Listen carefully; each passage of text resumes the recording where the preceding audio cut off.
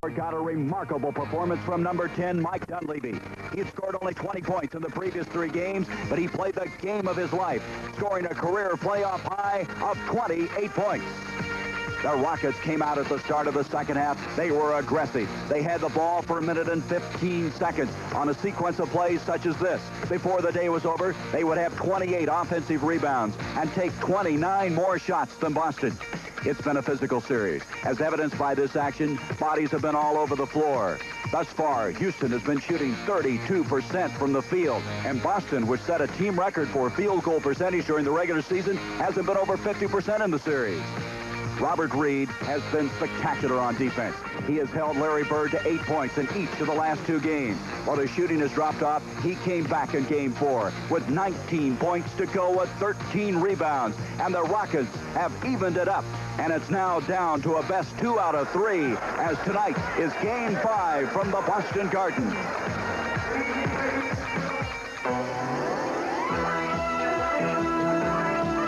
Welcome to the NBA World Championship Series. Tonight, game number 5, the Houston Rockets visit the Boston Celtics. This CBS Sports Special is sponsored by Light Beer. Everything you always wanted in a beer and less. Subaru, inexpensive and built to stay that way. And by Blue Stratos, the spirit in you men's cologne and aftershave for the free spirit in man.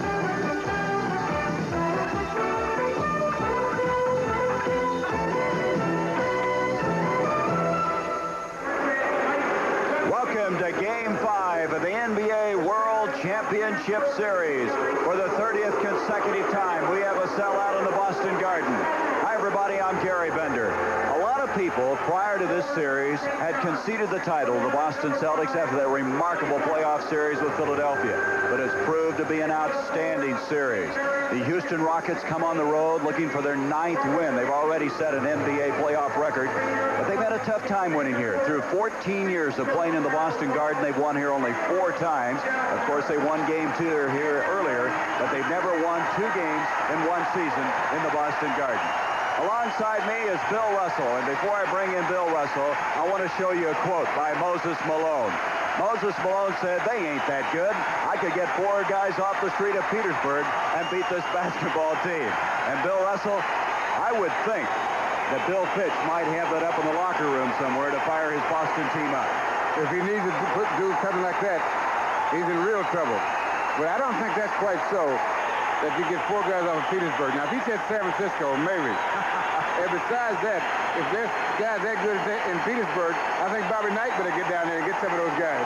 All right, other member of the broadcast team is Rick Barry. Rick, this has really been a physical series. It certainly has, Gary. There's been a lot written in the newspaper about that fact and about the officiating and how they're letting things get out of hand. But the players have to disregard that. They have to adjust each and every time they step out there on the court to the way the game is being called. The team that's able to do that the best will be the team that winds up winning. And it seems that the team that controls their own defensive board and the team that takes better care of the basketball has been the team that's wound up winning these games, and that should be the case again here tonight. Bill, what about Larry Bird? 8 points in each of the last 2 games. Well, I think he's going to, it's going to be a thing with him and Robert Reed now. And somewhere along the line, he's got to prove that he can score on Robert Reed, because what has happened, they have let the Houston Rockets build up such confidence that they believe they can beat them. And the only way, they've got to change that psychologically. You see, they've got to make these guys say, oh, these are the Celtics that we were so worried about. And that's where that quote comes in. And Moses Malone, he really has concerned Boston. Well, Moses has been a real factor. The Boston people are a little bit upset by the fact that they haven't called 1 loose ball foul on Moses in 181 minutes of play.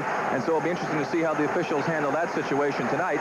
But I do think that Larry Bird will come out going against Reed, real offensive-minded. And Reed has a thigh that is bothering him. Got knee in the thigh, so he's not going to be in top form. Okay, let's check the starting lineups for Game 5 here at the Boston Garden. This the Houston Rockets. Robert Reed, Billy Fultz, Moses Malone, Mike Dunleavy, and Tom Henderson. They played only 6 players in the last game. Cedric Maxwell, Larry Bird, Robert Parish, Tiny Archibald, and also Chris Ford. As Bill Fitch, his team, who's been so effective at home here, would like to continue that trend. Earl Strom, along with Paul Mahalik and Joe Gashu. Earl Strom, this is his 200th NBA playoff playoff game, and the only referee who worked more NBA playoff games was the late Mindy Rudolph, who officiated 270. And there is Moses Malone. Malone, the last time out with 24 points and 22 rebounds. And you can see that. 9 games. That is a record. Malone will go up against Parish. Parish avoided the foul difficulty in the last game after playing only 14 and 13 minutes in the previous 2 games. And the Celtics have it.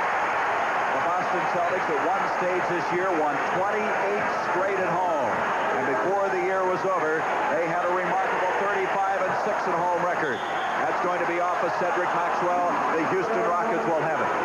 And he came out, the Bird came out looking to be offensive-minded. It took a very difficult shot to begin with.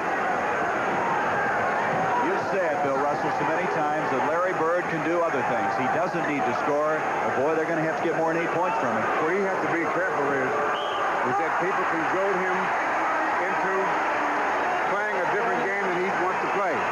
And worried so much about points that too much other things that he does will suffer. He has to be careful about that. He has to decide how he's going to play. That turnover against Houston at the other end. Robert Parish. Parish, who had 18 points and 5 block shots in the game Sunday. And one thing the tiny Archibald had not been doing a great deal in the last few games is penetrating into the middle like he just did on that last play. He has really been bothered by that thigh and also the ankle injury that he suffered against Philadelphia. The thigh is giving him more trouble than the ankle, and it has really slowed him down. You see the thigh of Robert Reed, and they walk with it again, and that 2 turnovers in a row against Houston. When I visited the locker rooms before the game, went into the Boston locker room, Larry Bird was really studying the films, the tapes of the game, very intently, watching all of the moves that Robert Reed was making against him to try to learn some kind of a trick that he can pull to be more effective offensively. Reed went into a real slump, hitting 2 of 18 in 2 games, then came back Sunday with 19. There's Archibald. And the Boston Celtics are off the mark effectively with a 4-0 lead. I think that's the first time in any game that the Celtics have jumped off to a lead. It's usually been the Rockets who have pulled out ahead. Archibald was struggling with his shooting. He's been in double figures in each game, but not up to his seasonal average. Mike Dunleavy. Rebound. Cedric Maxwell, and right now Boston's out of the shoot effectively. Parish. 6-0. Del Harris is up. He may be asking for a timeout. He's over there motioning, trying to get this team started to get him on the scoreboard. You see, Dell's going to want the timeout. He didn't like the shot that Mike Dunleavy took. He felt they didn't run their offense. They never gave Moses a chance to get the ball. The shot was a little bit too far out. He has certain rules and regulations that he likes to go by in his offense. We have a 20-second timeout that he's taking now to tell his team to get back into their game plan. You know, the thing you wonder about, Bill Russell, is you play only 6 players Sunday. Now, of course, the other guys are going to be rested, but what about those 6? Is it going to be tough physically now? Is it going to start being a factor in this series? The only factor can be that they have foul trouble.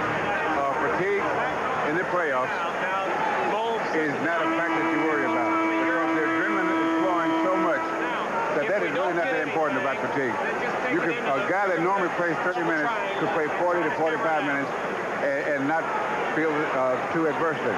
But like I said, both teams have to be very careful as the playoffs progress and it becomes more and more of a media event. Their input comes from outside sources. And so you have to be very careful to guard against that. Like I said, with Larry Bird in the scoring or Robert Reed or guys worried about setting guys out, and you get things that don't have anything to do with winning become more important than they really are. You have to be careful to guard against that. Mike Dunleavy, who took that shot a while ago that Rick Barry mentioned that did not please Del Harris. Billy Pulse, and Houston is on the board. Rick, very quickly, what are some of those rules that Del Harris has? Well, he said if you have the break, take it, but it's got to be 100%. He doesn't want them trying to be too creative off the break. If not, get the ball down there. If you have the opportunity shot, you can take it. Otherwise, look to get it into Mo and then run the clock down. And the first guy who gets a good shot after that, who's inside of 18 feet, then you take the shot. And that's the way he likes to have his team operate. Billy Paultz committing a personal foul, and the Boston Celtics now have asked for a timeout. 9:43 to go in this first period. The Celtics have jumped up to a 6-2 lead in the early going.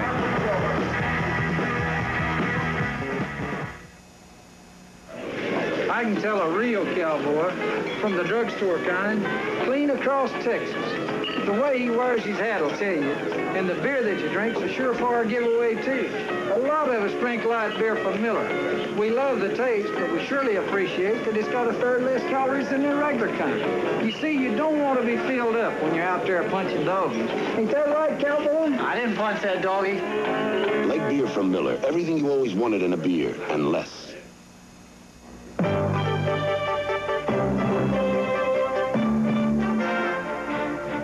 Every year, millions of drivers suffer the agony of hillophobia. The fear of stopping on hills with a stick shift, with cars behind you, very close behind you. The only known cure, the ingenious hill holder clutch from Subaru. Now you don't have to go downhill until you want to. Subaru, inexpensive, and built to stay that way. Unleash the spirit. Unleash the spirit. Blue Stratos. Blue Stratos, the spirited new men's cologne and aftershave, as brisk and bold as the open sky. Blue Stratos. Blue Stratos, for the free spirit in man. Unleash the spirit. Unleash the spirit. Blue Stratos. We'll be bringing you Game 6. That's Thursday from the Summit in Houston. We'll return there. Another sellout crowd as the Celtics against the Houston Rockets. As we're all even right now, 2 games each, as we're just started here in Game 5.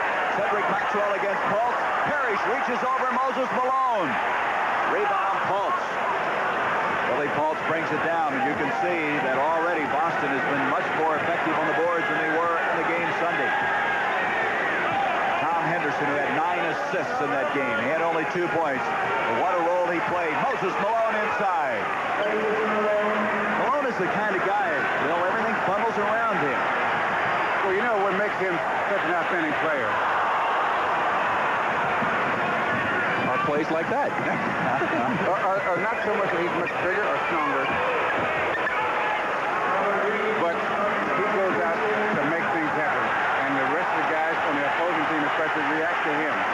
And sometimes when you do a good job on him, all you're able to accomplish is to make him react to you somewhat. As opposed to a Bird who adjusts his game. Right. Out it comes to Parish. Mike Dunleavy with the rebound. It's all even 6-6.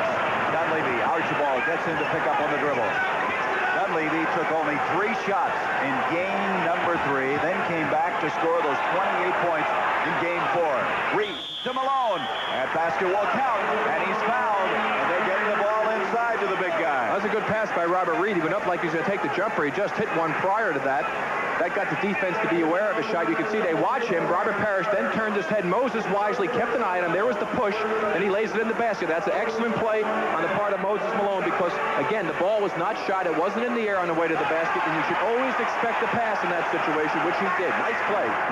Here's the previous basket by Malone. Bird just a little late going over to help out. He puts it down on the floor, has the inside position, lays it in easily. Parish with his first foul of the game. Chris Ford. The battle's on. You can see how tough it is. They're going to jump it up. Right now, Houston has run off 8 straight points to jump out to this 8-6 lead. So after Boston started moving well, they've had a couple of shots just go in and come right back out on them. You know, I've watched in this series, and I think that 3/4 of the time the guy that gets the jump, the other team is coming over the ball. Let's watch it and see. All right, Malone got it. Well, this time his teammate got it. Mike Dunleavy, a hard-nosed, very, very courageous player. He's played with intelligence. What a performance he had the last time out. Henderson, he's the only member of any one of these teams that's ever played in the championship finals before. Malone has walked to the ball. That's 3 turnovers now against the Rockets. And that'll turn it back to the Boston Celtics. Well, if they can keep Moses out that far away from the basket with the ball, they're certainly going to be a lot better off than having him catch it down in deep in the pivot. Tiny Archibald off to Larry Bird. Reed trying to stay with him. And we're going to have a foul on Robert Reed. That might be some of the difficulty Reed will experience with a bruised thigh. Lost his footing. Well, we'll see the play coming up now. Here's Reed. Moves up on Bobby Joe. He just committed himself a little bit. He went a little bit too far. He overstrode with his right foot, and he slipped somewhat, and Bird was able to get by him, and he grabbed onto him to commit the foul. Second team foul, first foul on the man known as Bobby Joe Reed in the state of Texas. Here is Parish. Reed, Maxwell, he's fouled. Dunleavy with the foul, and now a chance for a three-point play. Well, Robert Parish having a difficult time getting the ball to drop from him. He's just missed his last 3 shots. There you see the battle for position in the last play. Bird battling along with Robert Reed. Reed got the ball, but he couldn't control it. Tipped it to Maxwell, and from behind it was Dunleavy reaching in to commit the foul. Basket good. Maxwell at the line. This guy you're looking at right now will be our halftime feature. Bill Russell visited with him earlier today. Very interesting interview. Cedric had a playoff career high of 24 points in that game Sunday. And now it's 9-8. Cedric, a very intelligent young man who played collegiately at the University of North Carolina, Charlotte. He played against Rick Roby in the NIT Finals one year. Reed looking good in the early going. 10-9, Houston. Robert Reed seemingly has gotten his offensive show back together. 12. Beautiful move by Cornbread. Yeah, he's frozen. Look like he's going to put up and take a jump shot. And he got the defense to come up a little bit. And then he continued on. It's a good hesitation move. Real good move. A surprisingly quick move for a man his size, and he really caught Billy Pulse that time. Maxwell has had all good games except for game 2 when he had 6 points. Billy Pulse for that jumper that's been deadly. And Pulse makes it 12-11 in this seesaw affair here in the first period. We have 6 minutes remaining in it. There's Archibald. That's what Tiny does so well. But Houston cut that off. They cut the path off on Sunday. Now, what Houston has done is would change their lineup and change their style of play, so to speak. They have goaltending is called.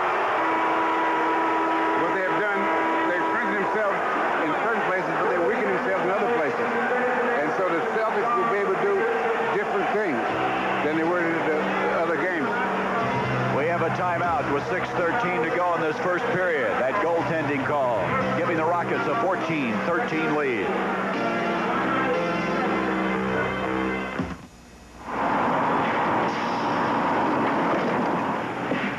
Everyone knows when you save gasoline, you save money. But how much? You'll know if you set the money aside for something you want. Like this camera, perhaps. It costs carpooling for a year. Or this microwave oven. To pay for it, ride the bus to work instead of driving this year. If you'd like to know more, get the Conservation Bonus Book, free from Shell. Come to Shell for answers.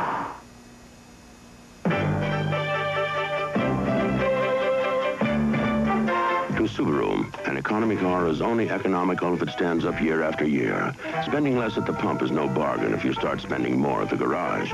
And a study of Subaru owners, Road and Track magazine said, quote, one of the most trouble-free cars we've surveyed. That makes Subaru the economy car it pays to hold on to. Year after year after year. Subaru, inexpensive and built to stay that way.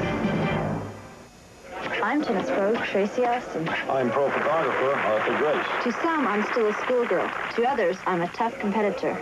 My Canon AE1 captures the 2 Tracy Austins. The telephoto lens shows how hard she works. The portrait lens shows how soft she is. Here, your turn, Tracy. Okay. The AE1 makes it easy to shoot like a pro. The incomparable Canon AE1. So advanced, it's simple. CBS Sports Saturday. Undefeated Boom Boom Mancini continues his quest for the WBC Lightweight Championship as he faces the number 10 ranked WBC contender Jorge Morales. CBS Sports Saturday. It all begins at 4 o'clock on CBS Sports Saturday. The Colonial Invitational from Fort Worth. Bruce Slitsky has a chance to pick up some cash. Yeah, he sure does. If you win those 2 tournaments in Texas, the Texas Bonanza, he just won the Byron Nelson. He'll pick up an additional $200,000. Not too shabby. And Boom Boom Mancini against Jorge Morales in a lightweight bout. Morales, the North American Boxing Federation lightweight champion. That goaltending call a while ago, Parish really got up high on Tom Henderson. Well, what happened, he was thrown off a little bit because the whistle was blown on the drive, and he probably thought the play was dead, but the continuation rule was in effect, and the ball was definitely coming down. It was a good call. 6 minutes remaining now in this first period. Larry Bird. Bird has hit 6 for 22 in the last 2 games. Hitting that one for his first 2 of this night. 15-14 Boston. We've had now 8 lead changes. 1 tie thus far. Malone inside. Oh, wait a minute. Mahalik indicating an elbowing call that time. It's on Mike Dunleavy. Dunleavy committing a personal foul. That's his second already. The 3rd team foul now against the Houston Rockets. Archibald almost palmed the basketball. Here's Bird, broken up by Reed and out of bounds. And now Calvin Murphy getting ready to come in. Murphy didn't even play Sunday. There you see the play by Bird. He gets by Reed on the baseline. When he goes up for the jumper, he pulls the ball back over his head to get into the shooting position. Reed was right there to knock it away. Archibald got loose. Murphy was caught on a pick that time, and Archibald has started very effectively. He has 6 points. 17-14. I alluded to the fact that the Houston is playing the difference. They have upped the tempo. They're not slowing the ball down as much as they were the first 3 games. Reed to Billy Paultz. Bird staying on him. Back to Reed. 9 seconds on the shot clock. Billy Paultz with that hook of his. Cedric Maxwell with a rebound. Out to Archibald. Tiny at 32. Off to his backcourt mate, who's also 32 years of age. Maxwell. And Cedric has another 2 points. He has 7. 19-14, the biggest lead of the game now for the Boston Celtics. And the biggest difference, the Celtics are doing a better job on the defensive boards. Paultz missed. They got the rebound, turned it into a break and a layup. Well, that's what Houston has to guard against. Beautiful pass by Henderson, and Malone is fouled. Cedric Maxwell, I believe, has come away with it. So you have a continual... Here you see Moses with the ball. Larry Bird tries to get good position. Looked like Moses might have walked. There was Maxwell picking up the foul, but we couldn't see his feet. It was hard to tell. What you have is a continual pulling on both teams trying to impose the game that they want to play. And as the game progresses, Boston's going to try to pull Houston up to pick the pace up even more, and Houston's going to be steadily trying to slow it down. And the key to each team has got to be the defensive boards. Well, Dunleavy got off to a shaky start, so Del Harris got him out of there, putting Calvin Murphy in. First time in his career, Murphy was suited up for a game and wasn't playing. That occurred on Sunday. Beautiful pass by Bird to Chris Ford and Larry Bird, who led all forwards this year. An assist, comes up with another one. Well, that was a mistake by the Houston defense. Both men went out to Bird. They didn't communicate very well. That left Ford open. He wisely cut to the basket. Good pass. Malone almost made the block, but he was a little late. Here's Calvin Murphy, who's been cold, 7 of 23 in the last few games. He thought he was fouled on that play. Archibald off to Maxwell. The fast break is underway. 23-15. Parish now with 6 points, and you can see the sellout crowd is happy. The Boston Celtics are off and moving. Celtics by far, Bill, I think playing their best basketball so far in the playoffs. They've really come out ready to go. They've got the break running. They run off 10-1 now against the Rockets to get back in the lead. That was after the Rockets had scored 8 straight. Bird, Maxwell, both have a piece of the basketball. They're on their horse again. Maxwell broken up by Billy Paultz. Moses Malone up to Tom Henderson. Here's Calvin Murphy. And Murphy on a power move. He misses. Off it goes to Bird. Now, that was a bad shot on Murphy's part in that. Basket will not Got a count. racehorse game with the Celtics, and they don't want to do that. And again, a nice play. You saw Bird make the super pass to Robert Parish. He went in strong to the basket and picked up the foul against Malone. We had a little confrontation in the backcourt between Chris Ford and Calvin Murphy. A little pushing and shoving. Some of the intensity that we've had throughout this championship series. I think someone better tell Chris Ford that could be a very dangerous thing to do. First foul of the game now. Moses Malone, 14 fouls against the Houston Rockets. Robert Parish now has 7 points, as does Cedric Maxwell. Archibald with 6. This guy has had some frustrating times in the championship series, but he really bounced back on Sunday. 25-15, a 10-point lead now. 3 minutes and 17 seconds to go, first period, and Houston has asked for another timeout. The Rockets struggling after a spurt there of 8 straight. A fast break. The Celtics who run it as well as anybody in the NBA have bumped it up to a 10-point lead at the 3:14 mark.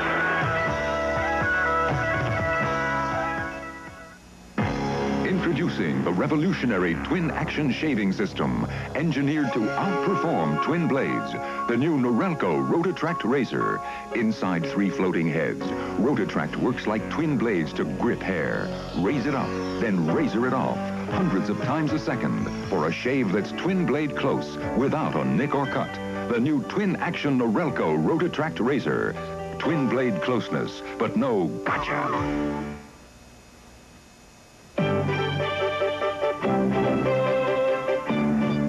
In most commercials, the cars start up here with some help from a helicopter. But these babies from Subaru don't need help. They can switch from front to 4-wheel drive. And for tougher going, they keep going with a dual-range gearbox.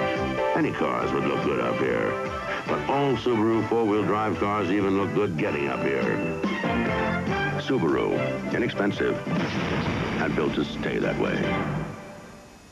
Here's how to save some money on your homeowner's insurance and get some peace of mind, too. If you want to protect your home and family against fire and burglary, State Farm wants to offer you some encouragement. Install deadbolt locks, a smoke alarm, and a fire extinguisher, and get 5% off your homeowner's premium. With State Farm's Home Alert program, you'll save some money on your insurance and maybe something a lot more important. And like a good neighbor, State Farm is there. Wednesday. See the behind-the-scenes story based on the life of country music star Tammy Wynette. Wednesday at 9, 8 Central and Mountain. Here's a preview of what you'd expect at halftime. Bill Russell, an interview with Cedric Maxwell. We mentioned a moment ago that Calvin Murphy and Chris Ford were kind of going after each other. And in that interview, Bill talks about how these teams, they might be friends off the floor, but once they get on here, they don't like each other very much. And the rebound feature, Wilt to Stilt Chamberlain, and then Bill and Rick will be along with highlights of the first half. He didn't like anybody to call him Stilt. The Stilt, I'm sorry, Wilt Chamberlain. Mr. Chamberlain to you. I call Mr. Russell. And to most other people. I heard a story one time, somebody asked him what the weather was like up there, and Wilt grabbed them, picked them up to eye level and said, see for yourself, and then let them go. I bet the air was very thin up there, wasn't it? I don't know. 25-15. 10-point lead for Boston. Reed tipped out by Parish to Larry Bird, and Robert Parish has really been a tower of strength in this early going. I'll repeat what I said in the earlier game. Robert Parish is probably the best rebounding center that the Rockets have played in this playoff. He just hasn't been around a lot. He's been in foul trouble so much. Maxwell tries to follow, and Calvin Murphy with the rebound. Now you see the Rockets throwing it up. Because they get in their racehorse game, they're out of their element. And yet, though, Sunday, Bill, when they picked it up a little bit, it was kind of effective for a while. Well, they didn't pick it all the way up. And then when they picked it up, it was a different style they were using. Here's Moses Malone. He almost lost it, and he did.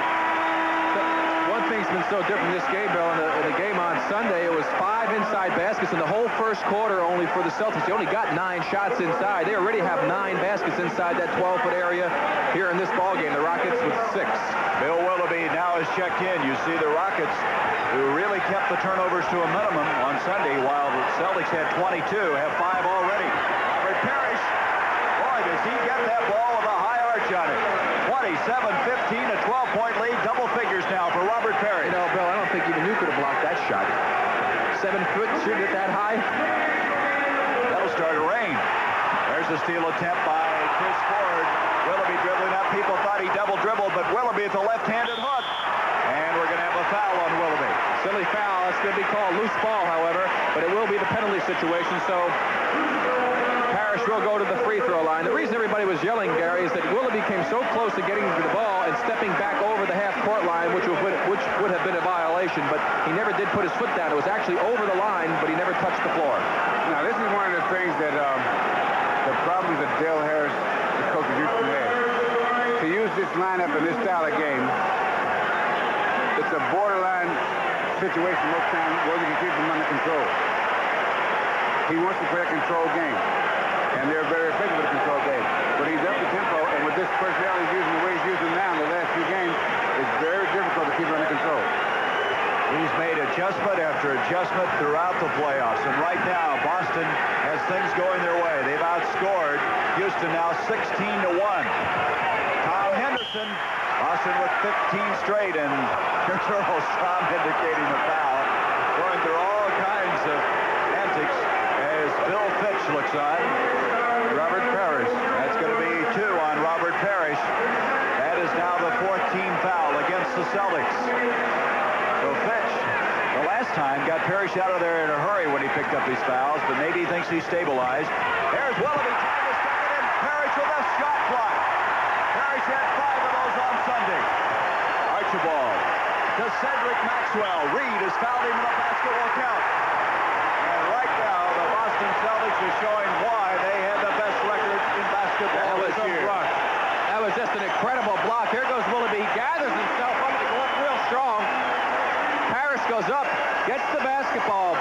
Perfect block. Look at Willoughby. He has so much momentum going. He just gets knocked back onto his backside, and their Celtics are off, and they get a break situation. And Tiny down the other end made a great pass. Looked like he was going to shoot the jumper.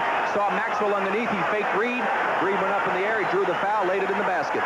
Cedric Maxwell. Penalty, and he'll have another free throw coming. Maxwell now has 9 points. I don't think Boston's looked this good in any of the playoffs. No, they haven't. As I pointed out just a little earlier, I think they're playing the best basketball so far in this playoffs. And they're doing it because they're controlling the defensive boards, as Bill and I pointed out before. They have to do that, and they're taking care of that basketball. And they really have caused some problems for the Rockets, and the Rockets are going to have to shut them down, get themselves to the point where they run their offense and start scoring a few easy buckets, because a team that plays the way the Rockets plays, it's tough to make up 17 points. 18 straight points now by the Boston Celtics. You saw the full court pressure. Houston expected that, and they've got that. Here's Robert Reed. Archibald trying to reach in on him. Rebound, Willoughby. Willoughby hands it off to Malone. Reed has it, and that's the tenacity that this team showed in Sunday's game, and now makes it 32-17. That's the kind of offensive rebounding that they had as Moses Malone knocks the ball out of bounds that they had in the game on Sunday, and why they were able to win, even though they shot such a poor percentage. They got so many more shots. And I was just amazed at the end of 3 quarters. They had taken 34 more shots Sunday than the Celtics. That's an incredible statistic. And they ended up with 29 for the game. They only shot 36% from the field. Larry Bird blocked that time by Willoughby. Nice play. Off to Henderson. Calvin Murphy. Archibald back, but Calvin takes it in. And now Houston trying to climb back in it. Trailing 32-19. You see it. 30 seconds left in this first period. That's the type of plays that you need to get back in. Good defense by Willoughby. They turned it into a breakaway layup, and those kind of breaks Del Harris will take. To think they've won only 4 times here in the Boston Garden in 14 years. One of those, of course, coming in game 2. Chris Ford. Boy, he and Murphy are really going after each other. 34-19. Chris Ford now with 4 points. Last seconds now, the first period. Malone, and that's going to end our first 12 minutes. And the Boston Celtics have been impressive. They lead it 34-19. This CBS Sports Special will continue after this word from your local station. Saturday, crooks get the girl. Cops get the crooks. Chevy gets Goldie. And you get hysterical in the comedy caper box office hit, Foul Play. This is CBS. Over the past 3 years, Wells Fargo has outpaced California's other banks in savings, with more savings dollars deposited than any other California bank. Savings accounts, time deposits, treasury certificates. There's no doubt about it. In the money people care about most, Wells Fargo is way out in front. Wait, one at a time, please. Yes. Who first discovered someone had changed the Olympia beer label? Corbin Hutchin, our night inspector. Can we talk to Mr. Hutchins? Corbin is under the care of a doctor, but we expect a statement very soon. Yes. Mr. O'Neill, is there any truth to the rumor that the artisans who, and I quote, make the artesian water that makes Oli taste so good are behind this mysterious label change? No comment. McElhatton returns to radio tomorrow on Nightcast. From the time I was a kid, playing basketball came naturally. Basketball comes harder to kids who are mentally retarded. But with the right training, they can learn almost anything. Foul. Foul, you fouled it. When they do, these special children become Special Olympians. The NBA supports Special Olympics. Why don't you? Please volunteer your time or money. The preceding message has been furnished as a public service by the National Basketball Association. With Rick Barry and Bill Russell, I'm Gary Bender. It's interesting to note, gentlemen, that 34 points scored in this first period. You realize that in Sunday's game, Boston scored only 37 the entire second half, so they really played well in the early going. You know what's kind of important? You know, before the game, everyone's been talking about in the two cities, Houston and Boston, about Larry Bird getting a lot of points. And he didn't get any more points the first quarter than normal, than he's been getting. But the point is that Robert Parish and Maxwell were able to get off and have an outstanding first quarter. And if Bird had overreacted and tried to prove something individually, what he could do with Reed, then these two guys may not have been able to get off nearly as well as they were able to get off in the first quarter. You see Parrish on the bench. That's a good point because Bird only has 2 points in this first quarter of play. Level is fouled that time by Archibald. So Alan Level is checked in now for Houston. Rick Roby has come in for Robert Parish. Archibald with his second personal foul. Here's Level. He didn't play in Sunday's game either. Only 6 men. They call them the Magnificent Six. But tonight, they've gone to the bench early. Malone. There's Maxwell again along with Bird. Maxwell's all over the place. Archibald will bring it up as we just started the second period of play. The Boston Celtics with 34 points in that first period. Larry Bird. Rebound, Malone, and Malone rips it down. In that first period, both Parish and Maxwell in double figures. Parish with 12, Maxwell with 10. Level had that big shot that won a game earlier in the series. Rick Roby off to Archibald. Tiny blocked from behind by Level, and I'll tell you, Tiny's hurting. He just wasn't moving well on that play at all. Calvin Murphy. Tiny just didn't get down there very well at all. I'll tell you one thing, don't underestimate the speed of Alan Level. I've seen him make that play. I saw him actually make it 3 different times last year against guys who are just as quick, and he has tremendous speed, and I will agree that Tiny was not himself, but Alan Level made a great play. He was really grimacing that time. Looked like he was in a little bit of pain, as he has been. Into Larry Bird. Bird to Roby. Broken up by Calvin Murphy, and this is what we've seen the entire series. Look at the scramble for the ball. Well, one thing I'd like to know on that play, I guess they didn't want anybody to get hurt. That ball was never in possession of anyone. There weren't 2 players with their hands on it at the same time, and yet we have a jump ball. So I guess the officials don't want things to get out of hand. Roby will jump it up, and they're going to pick Robert Reed to go against him. 34-21. 10:49 to go until half. At halftime, Bill with Cedric Maxwell, Wilt Chamberlain a feature and highlight. There's a 3-pointer by Chris Ford. Maxwell with the rebound. Maxwell up with it. He's fouled. The foul will go on Willoughby. I'll tell you what, Chris Ford walked on that play. He grabbed the ball, saw that his feet weren't in there. He moved both feet to get him behind the 3-point line, and they never called walking. Well, you can't call walking when you go away from the basket. I couldn't believe what I was watching there for a second. Well, Chris Ford has had some success as far as the 3-pointers are concerned. But he's again, 2 for 7. Cedric Maxwell, the man of the hour so far, is doing a fine job. And ever since Game 2, when he said he wasn't ready psychologically to play, he's really been a factor in these games. Now watch the pass coming out here. There's Ford. Now watch him. He sees his feet there. Right foot, left foot. Now shoot it. Can't do that. He's playing horse out there. You don't have to dribble the ball then. Cedric Maxwell now makes it 36-21. Maxwell with 12 points. He and Parish tied now for the scoring honors. At Boston, 34-point performance in the first quarter was the high of this championship series for the Celtics. Calvin Murphy broken up. Bird comes up. Another turnover. Archibald to Maxwell. Cedric Maxwell with 14 points. In the turnover category, 7 now against Houston. Timeout by the Rockets. And the Rockets right now have run into a buzzsaw in this first half of play. The Celtics playing like the Atlantic Division champions that they are, the team that won 62 and lost 20 this year.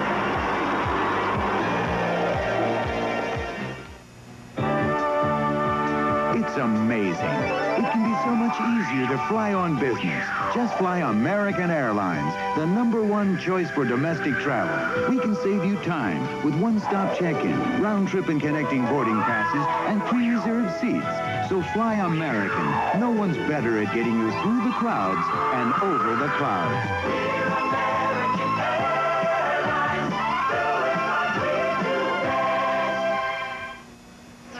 There's this argument in football about who's smarter, the offense or defense. Defense had to be smarter to react to flip-flops and flea flickers. Then we drink the best tasting beer, light beer from Miller. We drink light, too. It's got a third less calories than the regular beer, and it's less filling.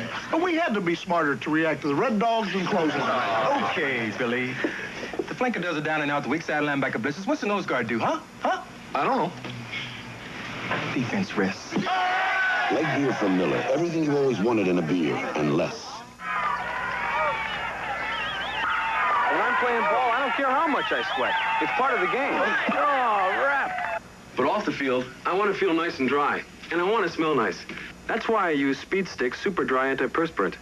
It's the wide stick, effective protection with more dryness to help fight wetness. And it goes on dry, so you can get dressed right away. So get on the stick, the wide stick. Speed Stick Super Dry Antiperspirant. 5 minutes. It's Alice, serving a morning breakfast of comic calamity to start off your day with lots of outrageous comedy and laughter every weekday morning with Alice.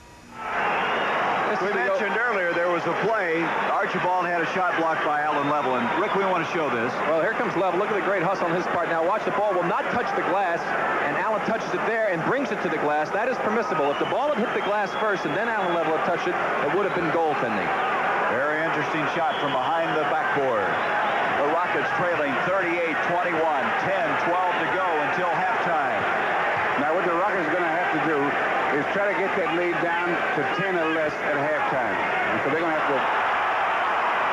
Calvin Murphy having a little footing difficulty against Chris Ford. That's kicked out of bounds by Ford. It's a violation, they get a new 24 seconds. Anytime there's a violation like 3 seconds or kicking the ball like that, then they get the new 24. That helped because the Rockets had only 4 seconds on the shot clock. You were right. 3 seconds get 24. The other team. The other team. All right. Calvin Murphy. Bird is there, and you didn't see any red shirts around that board. 38-21. Broken up. It'll still be the Celtics basketball. Now, that looks like a bad pass, but that was a good try. You should do that. With Tony Archibald there then. He didn't get the pass through, but when the guy's running, you got to try to get to him. If you don't, you kind of discourage the guy to run all the time. That was Maxwell open, and he beat Moses down the court. That's why he was so wide open, and the pass had gone through. He had it done. 5 seconds on the shot clock, and Tiny tries one. Roby tries to follow Willoughby with a rebound, and we're going to have a foul on Roby. Well, he had to call that. What happened, Roby went after Willoughby when he got the rebound, and he gave a little push, and Willoughby started to go out of bounds. Well, there's no more force out in the NBA. Here you'll see Willoughby with the ball. Now watch Roby give him a little push, throws him off balance, so he has to call a foul in that situation. Backcourt is that. 2 seconds. Archibald, Bill Fitch, there's Maxwell. He's smiling. I don't think that smile is a genuine smile at this particular stage. Oh, it is now. You haven't the kind of a game he's had so far. You got a lot to smile about out there. So far. Thus far, Boston has played 6 players. Houston has come in with 8. Complete reversal Sunday. Well, I asked Bill Fitch about that, and he said it reminded the one game that Boston won against Philly last year in the Eastern Conference Finals. He had played 5 men the majority of the time and only brought one person in to give the other guys a little bit of a rest. So coaches will do that at this stage of the season. You got to win the game. 38-22. Look at those game-leading totals by Cornbread Maxwell, our halftime feature. Roby with a left-hand hook. Boy, he likes to use that left hand. He's not afraid of it. And both of the Boston centers are trying to make Malone work on defense. That's one of the things they want to do. And thus far, they've done everything about right. 40-22. Reed to Willoughby. And a foul. It's going to be Roby picking up the foul. That's his second, so he's picked up 2 in a hurry. He's been in some foul difficulty, as has Parish, as they tried to stay with Moses Malone. Level blocked from behind by Maxwell. Maxwell's doing it all. Tiny Archibald to Roby, and the fast break is needed. And again, turnovers, missed shots. The Celtics are playing the type of game that's necessary for them to get their game in high gear. They're controlling the defensive boards. They didn't do it on Sunday. They're also causing the Rockets to make some turnovers. Biggest lead of the game, 20 points, 42-22. Might remember that game they lost on Saturday. They trailed early in that one by 17. But Moses Malone now cuts it back to 18. Stolen by Calvin Murphy. Calvin Murphy. He's got to be well rested after sitting on the bench the entire Sunday. Robert Reed, Malone follow tips. 4 points in a hurry. One thing about this Houston club, they've been counted out before. And they'll come fighting back. And they've got an uphill struggle now. Gerald Henderson getting ready to check in now for the Boston Celtics. Larry Bird, Reed behind him. Partially blocked. Roby has it. And he walked to the ball. And I'll tell you, Larry Bird was bothered by Robert Reed on that play. He had that one-shot block when he went by him before. He was thinking about it. He never brought the ball back to his proper shooting position and came up short with it. Just got to get a lot of credit as you look at Henderson coming into Robert Reed. He has stuck on him tough. He's held him to 8 points in each of the last 2 games. He was shooting 6 for 22 from the field in the last 2 games. You just don't shut down Larry Bird. You might 1 game, but not 2 back-to-back, and now he's trying to do it 3 in a row. Malone, 6 straight points now. 42-28. This team from Texas has been very determined this year, very gritty, and right now they're going after it again. Well, you don't give up. You get this far, you don't give up. They didn't make it this far by being a quitting team. Ford off to Roby. Roby, that left hand again, partially blocked by Malone, and the Rockets have it again. They can cut it to 10. Make that 12 points after being down by 20. Robert Reed, you see the heavily typed thigh. He sustained an injury late in the game Sunday. Robert Parish getting ready to check back in for the Celtics. 7 seconds on the shot clock. Reed in trouble. To Willoughby, broken up the quick hand. Look at Roby. Roby with the foul. That's his 3rd. Well, I'll tell you, and that's a situation. 2 players dove for the ball at the same time. Roby turned this back into Murphy. You see Murphy laying down on the floor. Nick Vandervoort over there. Roby's a big man, and he went after the ball. He weighs 235 pounds. Murphy weighs 165. You know what the end result's going to be every time. Well, as I say, it was a situation that's anybody's ball, and Roby happened to get there first and then crashed into Murphy. There's the ball knocked away. Now watch Roby. Here's Murphy coming. Here goes Roby. He dives. Murphy dives. They both go for it, and he got the better of it, and they called a foul in that situation. I question that one. Roby picked up 3 fouls in about 2 minutes of play.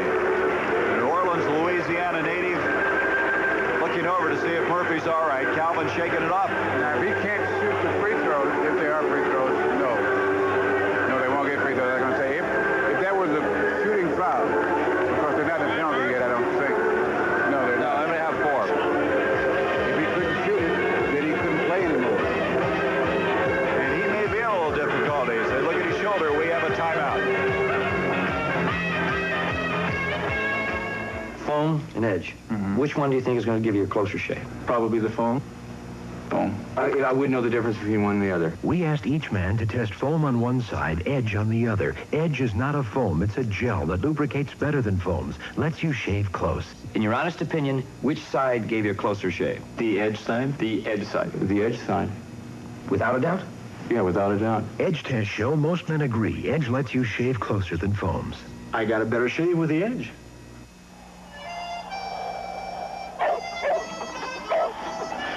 I got everything, even my traveler's checks. No travel office here. How you Citicorp? You got a Western Union? Over there, next to our Civic Center. Citicorp traveler's checks. In the U.S., even if you end up no place, we can get you emergency funds through Western Union every day of the year. Any good French restaurants in town? No.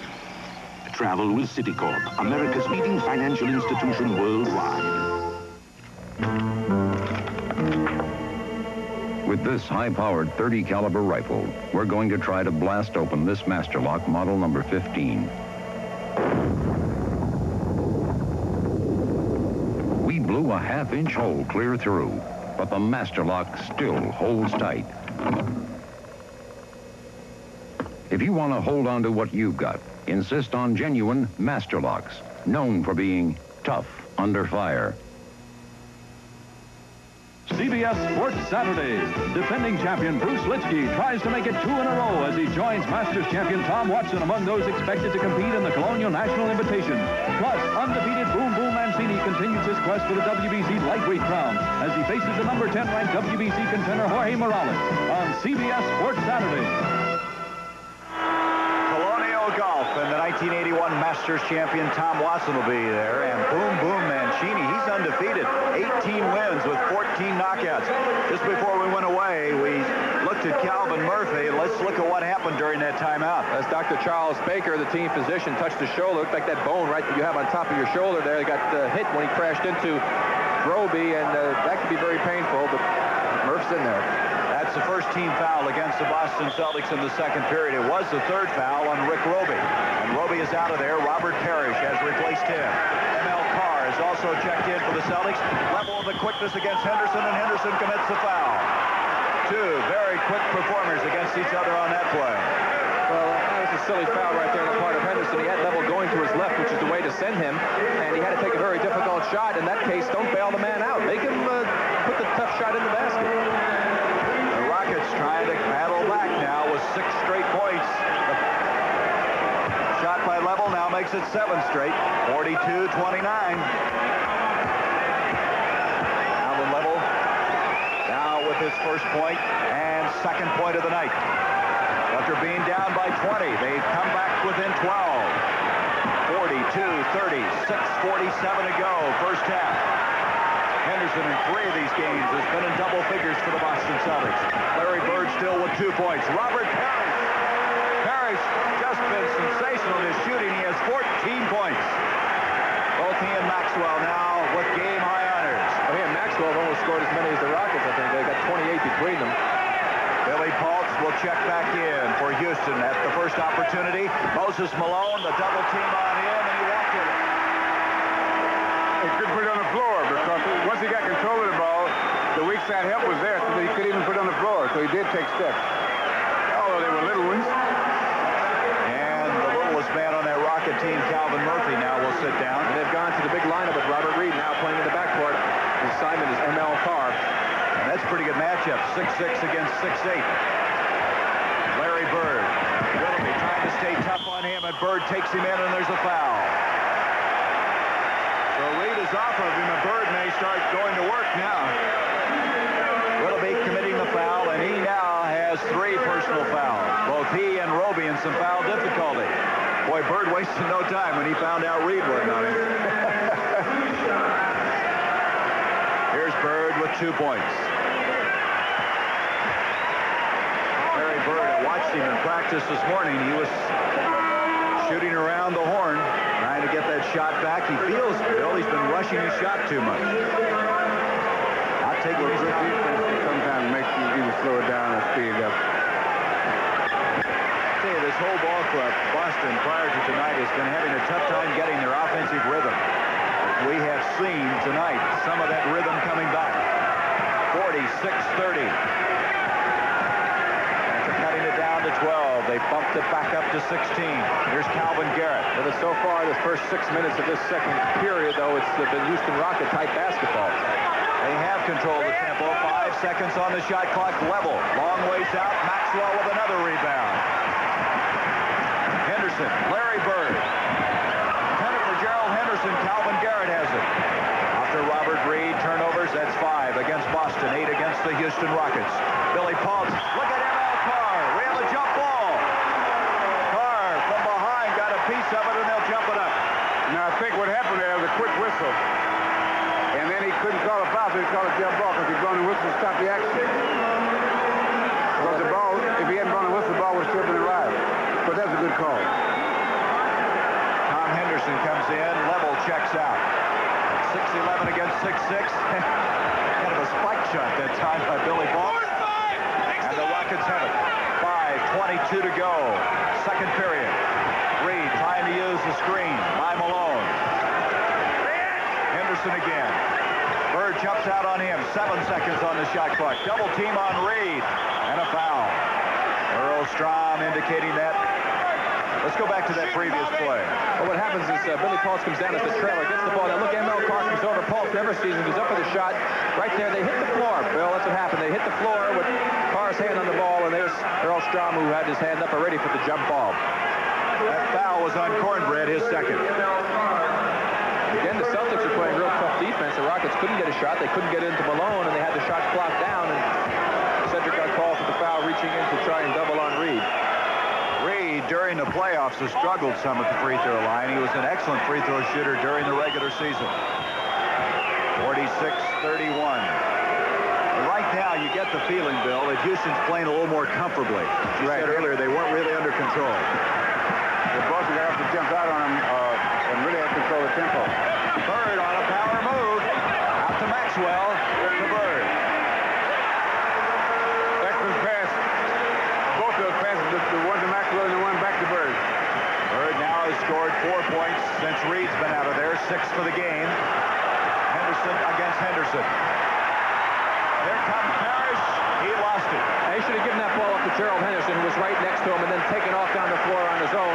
Man 7 feet tall is not supposed to be handling the ball, but Bill, you know, you told me before, when you're out that far, sometimes the air is light and you kind of lose your head, right? He's only going to dribble it once. Oh. That's 9 turnovers. Almost 10 against Houston. Garrett for Robert Reed. Reed is open. Maxwell, you saw him fly by and head to the other end. This is good time by Parish. We have a foul. It's a backcourt thing. It's a backcourt foul. And I don't think Carr had enough time to make the full turn. And you have to give a guy enough room to make a full turn. That's on Robert Reed, and that'll be his 3rd. Reed in foul difficulty. There's the play again. The rebound comes off. ML Carr takes it, turns. He's only started to take the first step, and Reed was already there. Got called for the block. Boy, Parish, you said it earlier, Bill. He is playing very, very well in this game. Well, he's so happy to get a chance to play. the first couple of games, he was out there so quick. Well, during the course of the year, Parish was 4th in the NBA block shots, averaging just a little over 2.5 a game. He had 5 blocks on Sunday, and he's headed for another big day in that department. Carr at the line. 48-30, make that 49-32 in favor of the Celtics. 4:26 to go until halftime. Now, Rockets feel in order to get back in the game and make it really tough, they've got to try to get it down under 10. Dunleavy has checked in to try to do that. To Moses Malone, back to Dunleavy. They respect him, and he's fouled. Like Dunleavy, after scoring those 28 points, they're not letting him have an open shot. And Cedric Maxwell picks up the foul again. Cedric got caught coming out. Dunleavy goes by him. Ball was knocked away by ML Carr. And if there was ever a foul, it had to be Carr because Cedric didn't even touch the man. But it is against Cornbread. Dunleavy at the line. Young man, a Brooklyn, New York native. He was drafted by Philadelphia. In fact, that year that he was taken late. 6th round. The 99th player taken. He was cut when they made the rule that the rosters would be whittled down to 11 players, and Houston, as an end result, came away for the veteran. Maxwell tries to follow. Parish outside to Carr. Boston much more aggressive on the board. Here's Parish with 14 points in the game. Back to ML Carr. He's at 3-point range. Making his move. Dunleavy trying to foul, but to no avail. Nobody was convinced on that one. Carr now with his first field goal. He has 3 points in the game. 51-33. Boston has been held below 100 points in each one of these games. Already now is over halfway to that mark. Dunleavy blocked by Carr. Bird to Henderson. Gerald Henderson, and there's some of that cheerleading you'll see from Chris Ford, an enthusiastic supporter from the bench. Boy, this Boston team is something right now. Adele Harris has called timeout. They're going to have to regroup somehow. Here we see the play coming up again. The ball goes back to Dunleavy. He goes for the shot. Carr times it perfectly. Bird gets the ball back off to Henderson. Henderson just outruns Mike Dunleavy, lays it in the basket, and the Celtics are off and running again, and they've got that big 20-point lead.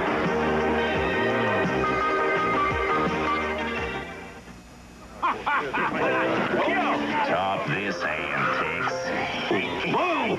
Got a pair of Monroe's on sale. Monroe shock absorbers on sale. Monroe's top shocks. Radiomatic and Monroe Magnum 60s. Buy one, get the second half price. That's 50% off the second shock. You can't top a Monroe deal. What do you say? Deal me!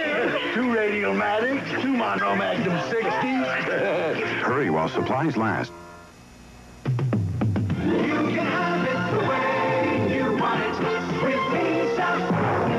I want convenience. I like to put my purchases on one monthly bill. Then I can pay for them with just one payment. I prefer the Visa card that lets me pay with money from my checking account. Or savings account. And I don't even have to write a check. I like to have a choice. There are times when we want to spread our payments over several months. Have you ever run out of cash? With Visa, I can get cash at banks around town or at 90,000 financial offices around the world. We prefer Visa traveler's checks. Visa is known around the world, and if our traveler's checks are lost, Visa has a worldwide refund system. Now you can choose the way you want to pay with Visa.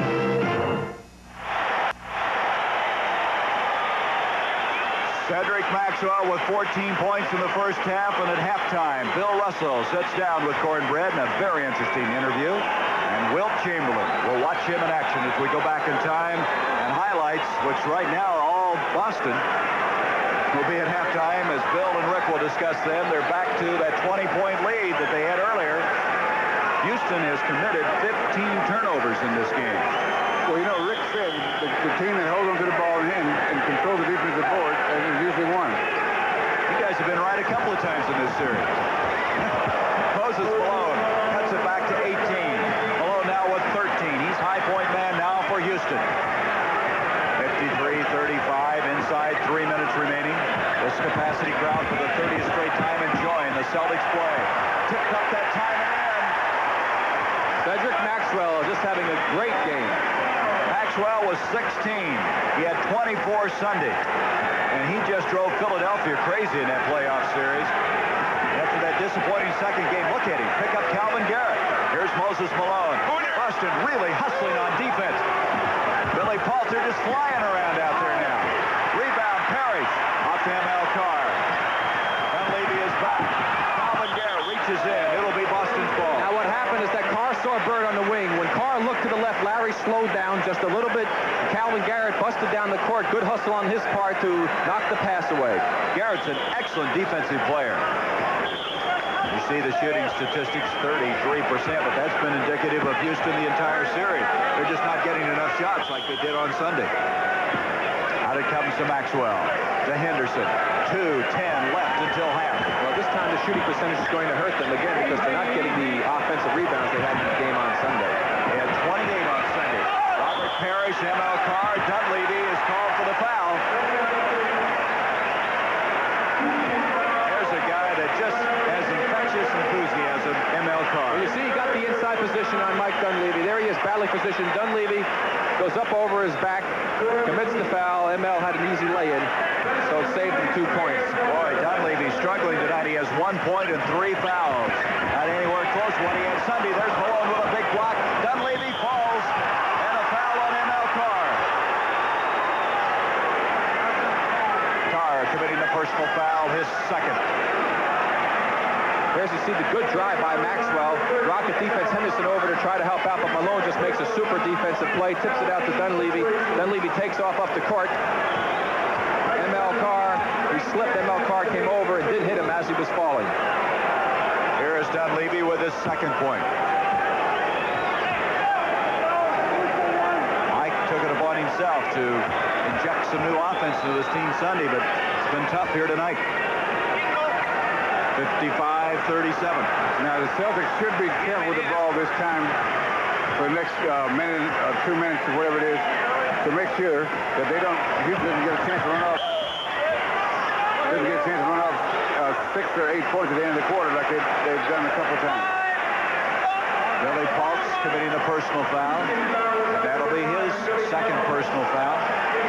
Thus far in this game, Reed has 3, Dunleavy has 3, Willoughby has 3, 3 on Maxwell, and 3 on Roby. Harris with 14 points.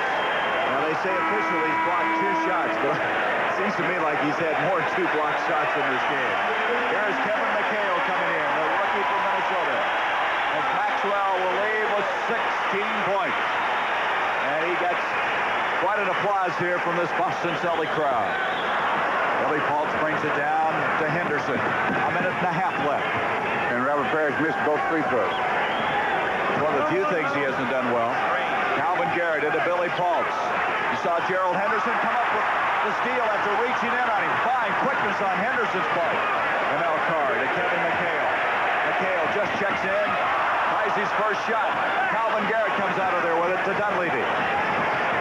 Calvin Garrett, the rookie from Oral Roberts, doing a pretty good job on the boards and playing good defense. Dunleavy into Paultz. Now Carr staying tough on him to Tom Henderson. Two big men up against him. Bird comes out with it. Less than a minute to go, first half. Now Carr. Outstanding fast break. They have never run the fast break for this long length of time this effectively. They've had spurts at certain games. They had that one little stretch there in the second quarter when they let the game get back into Rocky control first 5 or 6 minutes, but they've taken it over since that time to reestablish themselves. Dunleavy doesn't believe that that ball is going to be awarded to the Boston Celtics. That's 6 turnovers now against Houston. And a 20-second timeout. The 22nd being called by the Boston Celtics with 33 seconds. And that reminds us, Bill Russell at halftime with Maxwell. I think you may have encouraged him a little bit, got him all excited for tonight after that interview. No, I think he's been ready ever since the first 2 games when he played poorly. He's been ready to play since then. Very bright young man. Impressive guy. They tell me he's the dresser on this ball club, too. He dresses fit to the T. Quick shot, so you know, Gary, in order to, he dresses okay. Just okay. After seeing what you wore today, I'm not going to listen. Those guys, the guys on the team were kidding him. They write him about the way he dresses. He's you know, when he's a real fancy dancer. But you'll find that these guys are good players. You have to be bright to play this game well. You can't be real dumb. And that's what separates the good players from the players that are not so good is intelligence and the ability to concentrate. Calvin Murphy has gone to the dressing room. Larry Bird now has 8 points. 59-37. You see the time remaining in this first half. And the Boston Celtics have been impressive. I think that's an understatement. Moses Malone. Move inside against Parish. Ripped out of his hand. Bird to Henderson. And that will not count. The time expired before Henderson could get the shot underway. But everything else has worked well for this Celtics team. Yes, they played an exceptional half. There's M.L. Carr again, who's played a fine half when he came off the bench. He knocked it away to Bird. Bird to Henderson. You see the clock ran out just before Henderson was able to get it off. But the Celtics are up by 22 at the half. You know, one of the best things about coming to America was that I got to try American beers, and I tried them all. The one I like best, light beer from Miller. It's got a third less calories than the regular beer. It's less filling, and it really tastes great. That's why I tell my friends from Mexico, when you come to America, drink light beer, but don't drink the water. Light beer from Miller. Everything you always wanted in a beer, and less. Hi. Yes? I'd like a Weed Eater brand trimmer. How about a lawn womper? No. A Weed Eater brand. A Grass Smasher 200? No. A turf chopper? For quality and dependability, more people count on Weed Eater trimmers than any other brand. So be sure the gas or electric trimmer you get is the one you really want. One that matches your eyes. One that glows in the dark. Wait! How about a Weed Eater brand trimmer? You know, if it doesn't say Weed Eater, it's just another trimmer. I know. Yeah. This is Mount St. Helens before the eruption.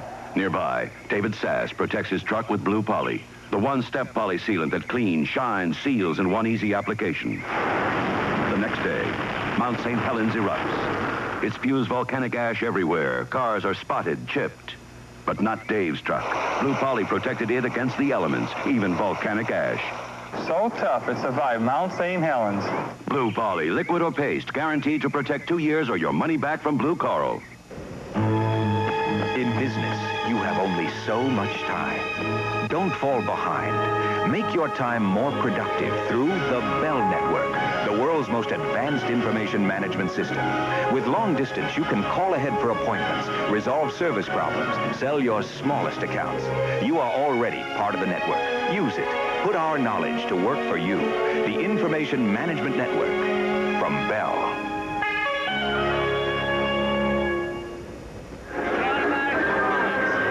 This lead right now at 22 points, the biggest lead of the first half for the Boston Celtics. They led by as many as 17 in the first period, and Boston is rolling. Remember now, they haven't even scored 100 points in any of the previous 4 games played in this World Championship Series. Last time out, Cedric Maxwell had a career playoff high of 24 points against the Houston Rockets. And what an outstanding job he's doing again tonight with 16 points in the first half. Bill Russell visited with Cornbread today to kind of get an insight on this guy from North Carolina. Cedric, your mother obviously spent a great deal of time trying to think of a proper name for you. What does she think of people calling you Cornbread? Well, she didn't really mind at all. I think it's just something that somebody conned up. Some of my friends, when they went to a movie and they saw this movie and they came back and they dubbed me that. Now here you are in a championship series, and you seem to play better on the road than you do at home. Well, I think the big thing about when you're playing here at home is that you have a lot of peer pressure. A lot of people know you, and sometimes you have a lot of negative things to affect you because you're here at home and you go out a lot and you see a lot of people. But when you're on the road, sometimes you're able to concentrate and focus in on basketball a little bit more. Now, in a series like this, which is becoming more and more physical, or seems to be very physical, is there much conversation out there among the players? A lot of hatred, I think, on both sides right now. I think it's a genuine feeling that both teams have to come out and play hard. I don't think we disrespect them. I don't think they disrespect us, but you just have to do the job, and I'm sure you've been in the pits many times where a lot of elbows are thrown and a lot of name calling, but down the end of the game, when it ends, it's, you're all well and good again. Oh, in other words, in the heat of battle, you guys really take a dislike for each other. Heated battle, anything might happen. I mean, it's a situation where you no longer play with the friendship or just knowing the guy. You say, how you doing, Charlie? But at the end, it's like, how you doing, Devil? What do you see as the biggest difference from your first year and now? Well, right now I am the elder statesman, but I think the thing about it is that on my first year when I came here, we had a lot of animosity on the team, a lot of turmoil between the players. It's just petty jealousies. We had more talent then my first year on the team with Sidney Wicks, Dave Cowens, Havlicek. We just had an all-star type team, Georgia White, Charlie Scott, and down the line. But this year we play with a lot more confidence and togetherness, and there's more of a camaraderie between the players. Not only do we see each other and play well as a team on the court, but we get along well off the court with each other. What kind of team is this Celtics team? I think this team is a really emotional team. We play with a lot of emotion. We play with a lot of poise. I think basically the things that we do well, we run with the ball a lot. But we have a lot of characters on this team. A team that really likes to joke around, and when business comes down, we're ready to work. But a lot of times we play so much that sometimes we get confused with business and work. When you guys started playoffs, did you expect to win the championship? Well, I had a good idea that we had one of the best teams in the league. I think that you can. I think that you have expectations of what you can do, but a lot of things have to go right. You have to have key players that don't get hurt down the stretch. You have to have confidence in your coach, and just a lot of little things. And I think the little incidents that we had throughout the playoffs kind of made for the spectrum of the team right now, so far as how we've been playing. Has any of your opponents surprised you? Houston by far. I think that we came to know what Chicago could do. We were prepared to play them a very physical basketball game. Philadelphia, we just knew that emotionally and physically that this was going to be the biggest test of some of our lives. This Houston team, we've played them 14, 15 times and beat them 14 to 15 times in a row. So I don't necessarily, I think that, you know, no one really wanted to admit to say that we took this team lightly, but I think that overall we did. And now we're in with a real hard battle with them, and I think we have a lot of respect for them. And they're a very fine basketball team, and they're capable of winning the championship. But under these conditions and how we've been playing all year, they're not going to beat us.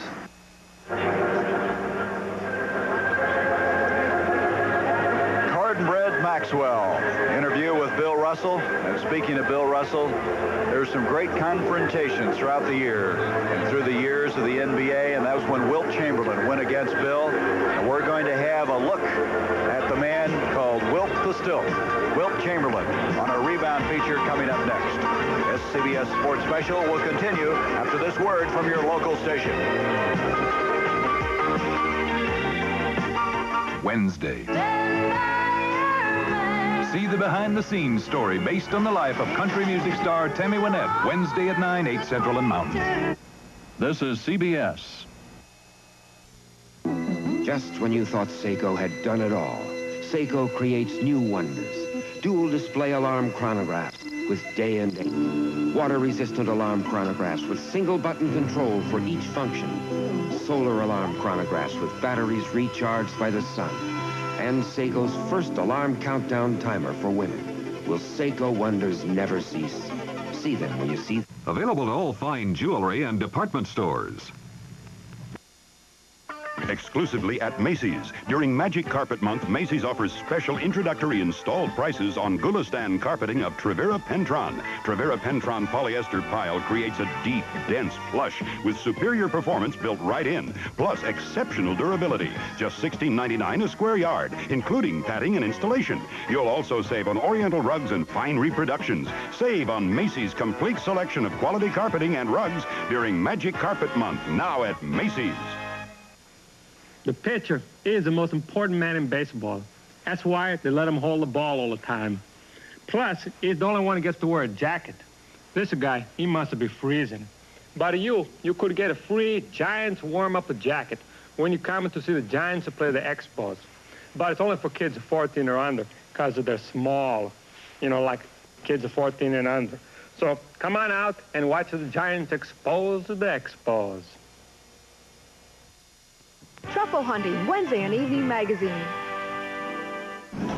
I'm Lenny Wilkins of the Seattle Supersonics. The National Basketball Association supports the work of Variety Clubs International on behalf of underprivileged and handicapped children throughout the world. As a life patron member of Variety, I can tell you that no one stands taller than when stooping to help a child. Stand tall. Give the kids in your area a hand by helping the local Variety Club. The preceding message has been furnished as a public service by the National Basketball Association. The Boston Celtics with a 22-point lead. Our rebound feature, Wilt Chamberlain, who one time scored 100 points at a game played in Hershey, Pennsylvania. His lifetime scoring average was over 30 points. A remarkable athlete. Let's take a look at him. Old Spice presents...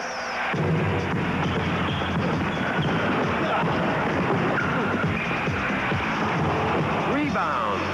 Brought to you by Old Spice Stick Deodorant, the deodorant that works overtime.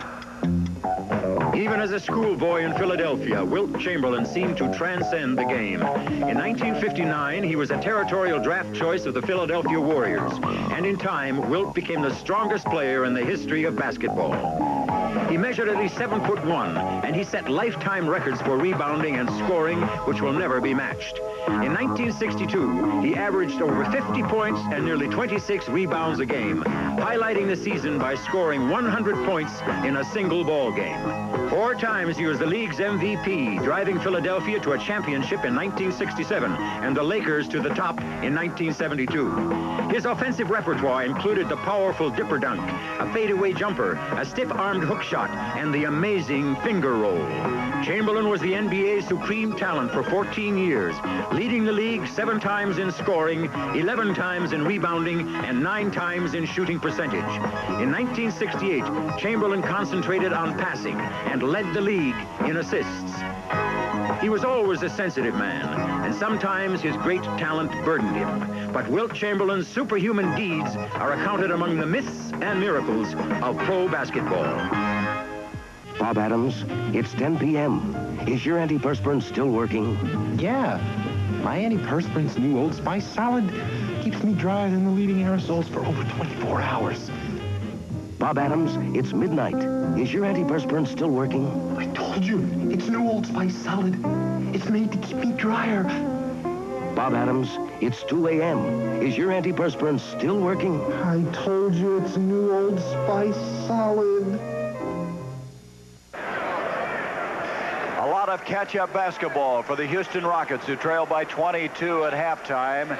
Rick and Bill will be back in a moment to give you some highlights, some insights on what Houston must do to get back in this game, and to take a look at some of the excitement that Boston has created in the first half.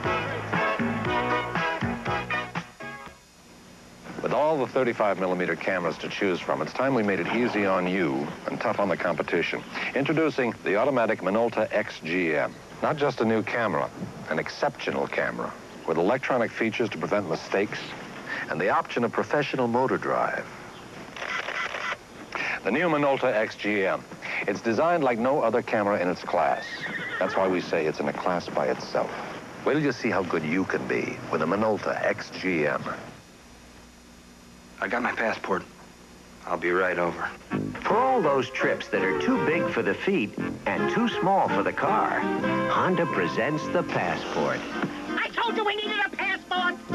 It has an electric starter, and it gets up to 130 miles to the gallon. I'm sorry, monsieur. You cannot park here without a passport. The Honda Passport. Get one. It'll take you almost anywhere.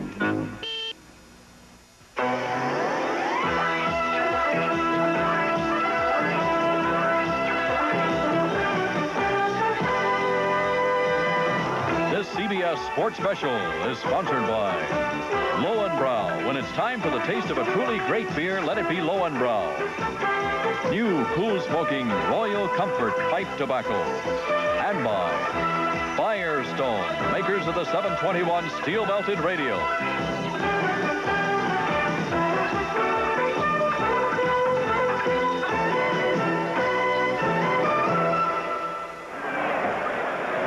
The Boston Celtics, led by Cornbread Maxwell, who has 16 points and 10 rebounds. And while Larry Bird has only scored 8 points, he has 9 rebounds and 5 assists in this first half.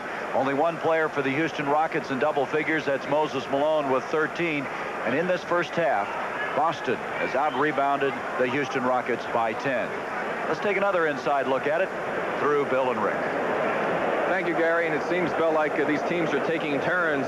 First game, the Rockets played so well, and then the Celtics came back and won that one in a close one. And it's been swinging back and forth. And we're going to take a look at the highlights here of the first half of this ball game, which are basically mostly highlights of the Boston Celtics. Here you see Tiny Archibald. They're looking to Bird to try to get Bird off early. That was not to be. But Bird sees the man open underneath Chris Ford as he gets double-teamed. He lays in the basket. Moses Malone a little bit too late coming off. The men of the hour for the Celtics were Cedric Maxwell and also Robert Parish, who had great games, both offensively and defensively. Here we're going to see Willoughby make a drive past Bird to the basket. Now watch this great defensive block of the stuff try by Willoughby, who gets knocked down on the play. Just lost his momentum. It was such a great block by Robert Parish. Bird gets the rebound, gets it off to Tiny Archibald. Tiny takes it down the middle, goes up like he's going to shoot the jumper, finds Maxwell under the basket. Maxwell with a good pump fake.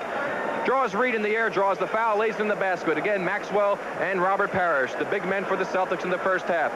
Here we'll watch, again, the good playing on the part of the Boston Celtics. Right there, Chris Ford knocks the ball out of Murphy on his drive to the basket. There's Larry Bird in the right spot at the right time. Tiny gets it. He doesn't even put it on the floor. He gets it to Maxwell, and Maxwell gets 2 more, and the Boston fast break was in high gear. Now we'll watch M.L. Carr, who came off the bench, make a couple of good defensive plays. Here he comes over to tie Billy Pauls up on the block. It was a jump ball call, and now he makes another good defensive play as we see Mike Dunleavy trying to penetrate on Carr. He has to dish it back off to Garrett. Garrett gives it back to him. There's the screen by Pauls, but Carr gets over the screen, makes the block. Bird gets it off to Henderson. He takes it down the court, lays it in the basket, and it was the Boston Celtics all the way in the first half. They're up by 22. Bill, if you're Del Harris, what do you tell your ball club at halftime? Well, first of all, the game's not over. You got to try to play this third quarter strong and finish it strong and try to get it back around 10, 8 points going into the last quarter. But it's very important that they don't give up, because if they give up tonight, it'll be very difficult for them to, not only they can't win tonight, but it'll be difficult to win the next game. And they've got to win the next game. But this game is not over, not by a long shot. Now, what you got to do in order to win is you got to take control of this game early in the third quarter. Well, we'll see if the Rockets are able to do that. They've got to go ahead and get more offensive rebounds, take better care of that basketball. Let's go to Gary. Thank you, gentlemen. As you look at the Boston Celtics, let's take a look now statistically at this first half. Look at the field goal percentage. Boston with 53%, the Rockets with 36%. And as far as the rebounds are concerned, totally in that first half, 10 more rebounds by the Boston Celtics. You see the assists, 14 by Boston, turnovers 11 by Houston. Let's take a look now at the individual scoring in this first half. Maxwell, brilliant first half, 16 points. Along with that, he also had 10 rebounds. Bird had 9 rebounds. Parish had 5 rebounds to go with those 14 points. Archibald with 6 points. Tiny still struggling. He hit 3 of 7 from the field. As far as Houston is concerned, one man in double figures. Malone with 13. He had 4 rebounds in the first half. Then it was Reed with 8. Now Reed is 3 of 7 again from the field. He's not shooting as well as he would like. Murphy coming in with 4 points. And so, Houston, who's failed to score as many as 20 points in either one of the first 2 quarters of the game, which is indicative of what happened to them in Game 3 when they lost by 23. Yes, and of course, we pointed out their shooting percentage, again, very poor. Without those offensive rebounds, they are really having trouble. They're struggling. Only 12 baskets inside of 12 feet. The Celtics have 20, and the Rockets are only 2 for 12 outside. The Celtics 4 for 8. Dunleavy in that first half coming away with only 3 points. Robert Reed lost control of it, and a loose ball foul. If that's on Reed, that would be 4 on him. That's who it's on, Gary. He went over the back. Picks up his 4th foul. We'll watch the play again. There goes Reed for the shot. He knows that he missed it. It came up short. He went right over the back to try and get the rebound and picked up the foul. Robert Reed now 3 of 8 from the line. As we mentioned, he's been struggling at times, and again tonight, Larry Bird misses again. Bird now is 3 of 9, and he is now 9 of 31 in the last 3 games. He's having a tough time getting going, but credit Robert Reed for a lot of that. The Celtics in the first half, by the way, had 17 fast break opportunities. He got 19 points off of them. There's a bad pass by Henderson. It'll be a backcourt violation. When Dunleavy touches it, he lets it go out of bounds. And so that will give his teammates an opportunity to set up defensively. Turnovers, that's number 12 now against the Houston Rockets. He may have been better off picking that ball up and making him bring the ball up court so the defense had a chance at it. Because taking him out of baseline, there's a good chance of getting a real good shot where they took it out. But a lot of times, a lot of plays would be a shot off of the out-of-bounds play. Here's Cornbread, who had an outstanding first half. Archibald, Tiny looking for some help. He's still not very confident with that outside shot, but he's going to try one now. Bird rips it down. Bird, who had 9 rebounds in the first half. Maxwell back out to 4 as they have a fresh 24 seconds. Just underway in the second half. A 22-point lead at halftime by the Celtics. There's Robert Parish, and Parish is fouled. Almost had the 3-point play going for him. Mike Dunleavy picking up the foul. And you know, with the Rockets, they were rather conscious of Larry Bird, and so they react every time he has the ball. Well, you saw Paul go out that time, Bill. That left Parish open, and Dunleavy tried to pick him up the foul. Malone had come over to pick him up, and he could have been called for the foul, too, if it had not been on Dunleavy. Now, those 2 fouls, one against Reed and one against Dunleavy, put both of them at 4 for this game. So they start out the second half in foul difficulty. I don't know. We were coming back to get on our headsets. Did you hear the announcement or mention about Calvin Murphy being out? He will not play with the shoulder injury. Well, we saw that. He did go into the dressing room just before the first half concluded. There's Robert Reed. Larry Bird with a rebound. The Boston Celtics in control right now, playing excellent ball. Here's Archibald. Henderson on him. Up to Robert Parish. Bird on a power move. He did that quickly. That's an excellent pass by Robert Parish, too, because he led him just right with it. And Bird was able to use the left hand. It's so important to be able to use your left hand in close to the basket if you're a right-handed player. We'll watch the play coming up again. A simple split off the post. Tiny hits him. He makes the cut. Here comes Bird. Reed a little late getting there. Pulse doesn't react in time. The nice pass and the fine layup with the left hand. You notice he put that ball right at his chest. There's a 20-second timeout. 10 points now for Larry Bird. Would you think maybe that the Boston Celtics have regained what maybe they thought they had lost earlier in this series? You've got to give a lot of credit to These games are so inconsistent, though. And you can't tell from one game to another. If you watch that game Saturday, you have to be worried about Houston. And then you come back Sunday and they win the game. So there's no way of going from game to game. There's no way of telling that because there are a lot of factors involved in how the games are played. Well, that's exactly right. It's so similar to Saturday that Sunday you figured maybe Houston was in real trouble and they play it and win it. Don't forget now, Thursday, Game 6 between the Celtics and Rockets from the Summit in Houston. There's Bill Fitch. That back's got to feel a little bit better right now. Wait a minute. Earl Strom indicating Chris Ford is too close on the inbounds. He'll warn him. He'll back him up. And Robert Reed will do it again. Chris Ford gave a look over there at the table to us and said, I don't even believe he's telling me that. Reed out to Henderson. I think some of the Celtics have regained their sense of humor. When you have a lead like this, maybe you do. A lot of things are funny when you got the lead. Whoa, Malone tried to follow tip. Reed, a good hustling effort on his part, playing with 4 personal fouls. Back to Henderson. Look at Willoughby get up. And he walked to the ball. Not that he walked, but he didn't go anyplace with it. Well, watch this play again. Here comes Henderson. There's contact against Ford. Could have been a block, maybe a charge. There's Willoughby, just jumps up over Bird, puts it on the floor. He walked with it there, then he walks with it again. So that gave him 2 chances for the price of 1. With the Celtics in control here. 9:33 to go. Vitalis says it's true. A man has to keep himself under control. I've just been transferred from Hawaii to Alaska, but I'm under control. He lost the Ferguson account, the Jones account, and his wife ran away with his partner. But I'm under control. For every type and style of hair, Vitalis has a product specially designed to give you a terrific natural look you can keep under control all day. 4,000 feet, 3,000 feet, 2,000 feet. But I'm under control. Who says it's true? Vitalis says it's true.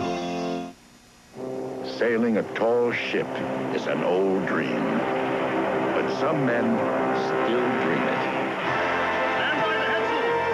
Stand by the floor. All back. Take up on the back. Take up on the back. Take in the main top. Let's put her to sleep. It's Miller time. Miller time. Time to head for shore and the best tasting beer you can find. America's quality beer, Miller High Life. If you've got the time, we've got the beer. Miller beer. Miller tastes too good to hurry through. Zoom right out there. Spin up and relax. We've got the beer. Saturday, crooks get the girl. Cops get the crooks. Chevy gets Goldie. And you get hysterical in the comedy caper box office hit, Foul Play.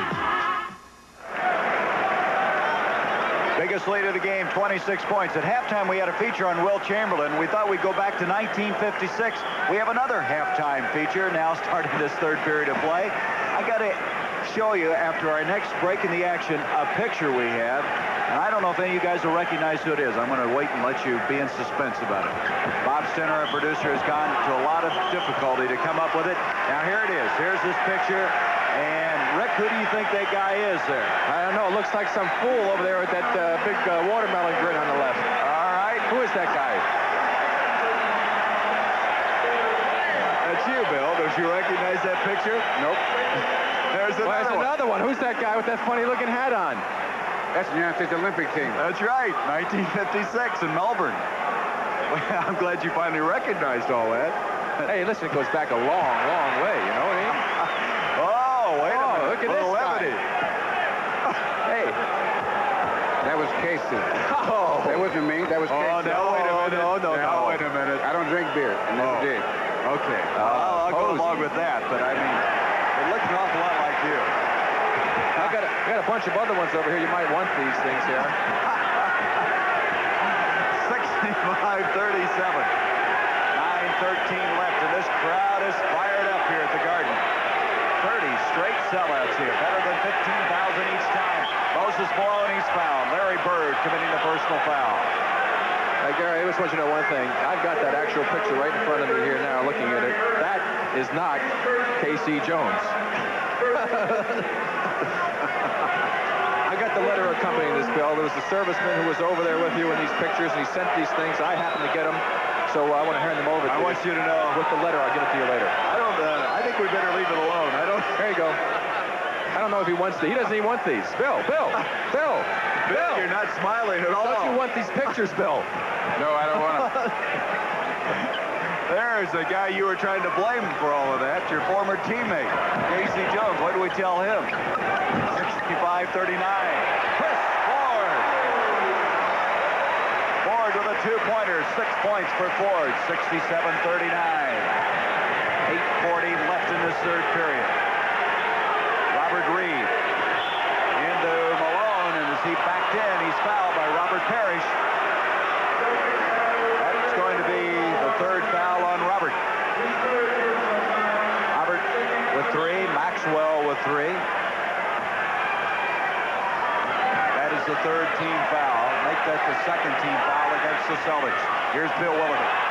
Willoughby in trouble. Malone tries to follow, and Parish comes down with it. Off to Larry Bird. Bird, Maxwell has to bring it out. Well, this team now really playing wide open. Very, very confident. Chris Ford, that was Reed with a reach in to Henderson. Back to Reed. He wanted to stuff it, and he didn't do either one. Reed getting up. Crowd here, of course, a partisan crowd loved that one. Chris Ford missing, Willoughby up, and we're going to have a foul.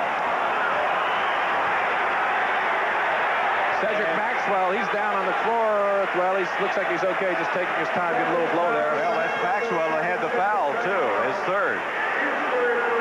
That's adding insult to injury. You get decked. I see now Reed is getting rid of his taped-up bandage, or his thigh wrap. Must be hindering his play, because that last time he went up for the stuff, he didn't get up very high, so he's gotten rid of it. He's still getting rid of it. 16 seconds on the shot clock. Moses Malone broken up. Reed has it. And as he goes in, he's fouled. Robert Reed got rid of that bandage in a hurry. That's the foul on Bird, and that's his second. Bill, you're awful quiet right now. Nothing going on out there. maybe you were thinking about those pictures. 67-39. Reed at the line. Well, I think your point was well taken. Houston went through this very same scenario on Saturday. Came roaring back on Sunday. That's not to say they can't here tonight. They've been counted out so often. Well, what's important for Dale Harrison and the Houston Rockets is he cannot let them quit tonight. No matter what the score is, he cannot let them quit and give up. They have got to play the second half expecting to make a miracle.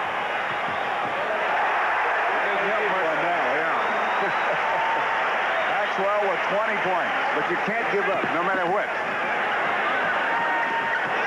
Billy Fultz, with that in mind, scores at the other end. 69-44. And the pounding of basketball traveling on Boston.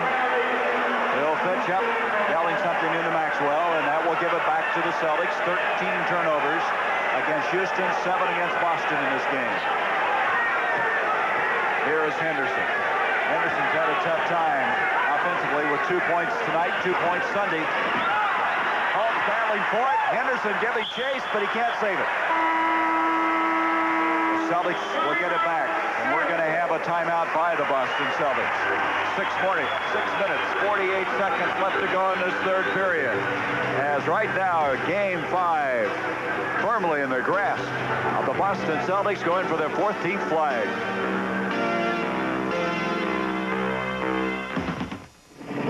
Believe it or not, If 9 out of 10 of these homes burn down, there's no guarantee they'll be totally rebuilt. Because rebuilding costs are rising so fast, even inflation protection may not cover a home fully. But now, Allstate's got the brand new home replacement guarantee. Get it and get your home built back just like it was, even if rebuilding costs more than you're covered for. Ask your Allstate agent about the new home replacement guarantee. For ideas that make good sense today, you're in good hands with Allstate.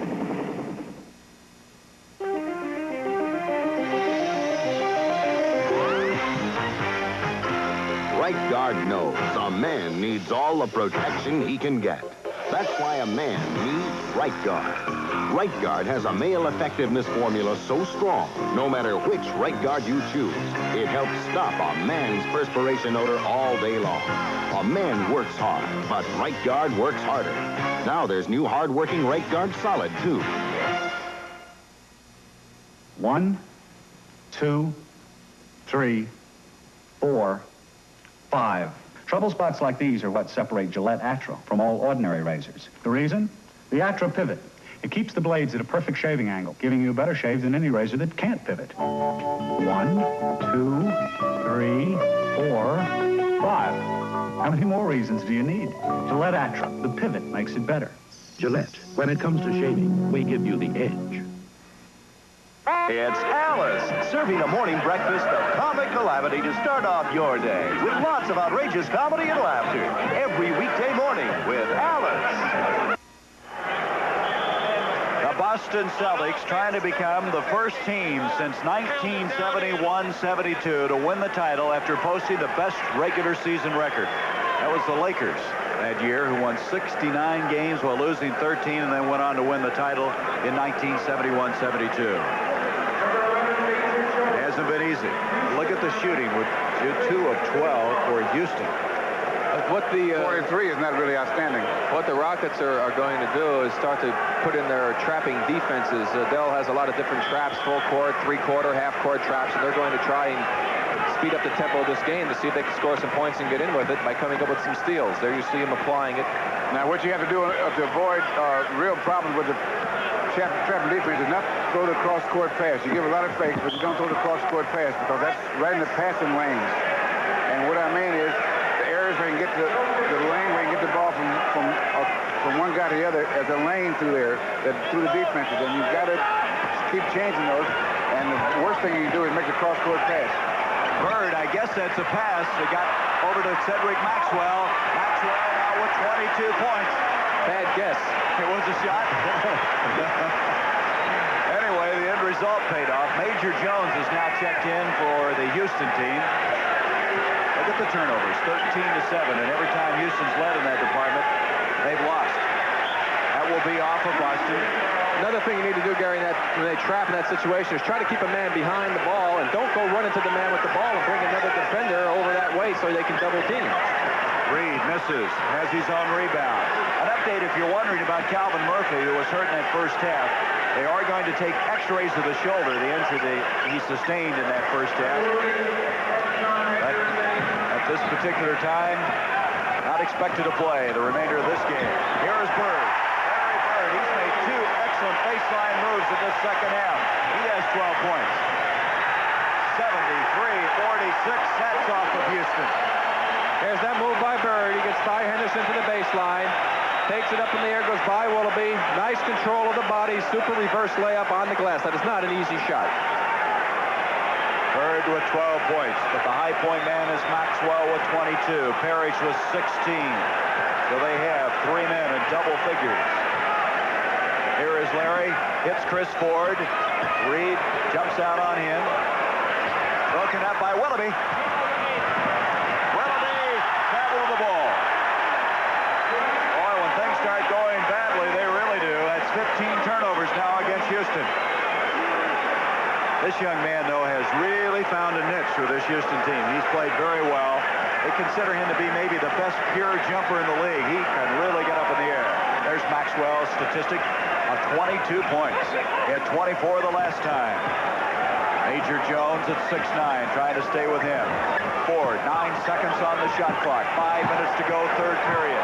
Maxwell has another rebound and another 2 points and a chance for a 3-point play. And this crowd crowd loves it.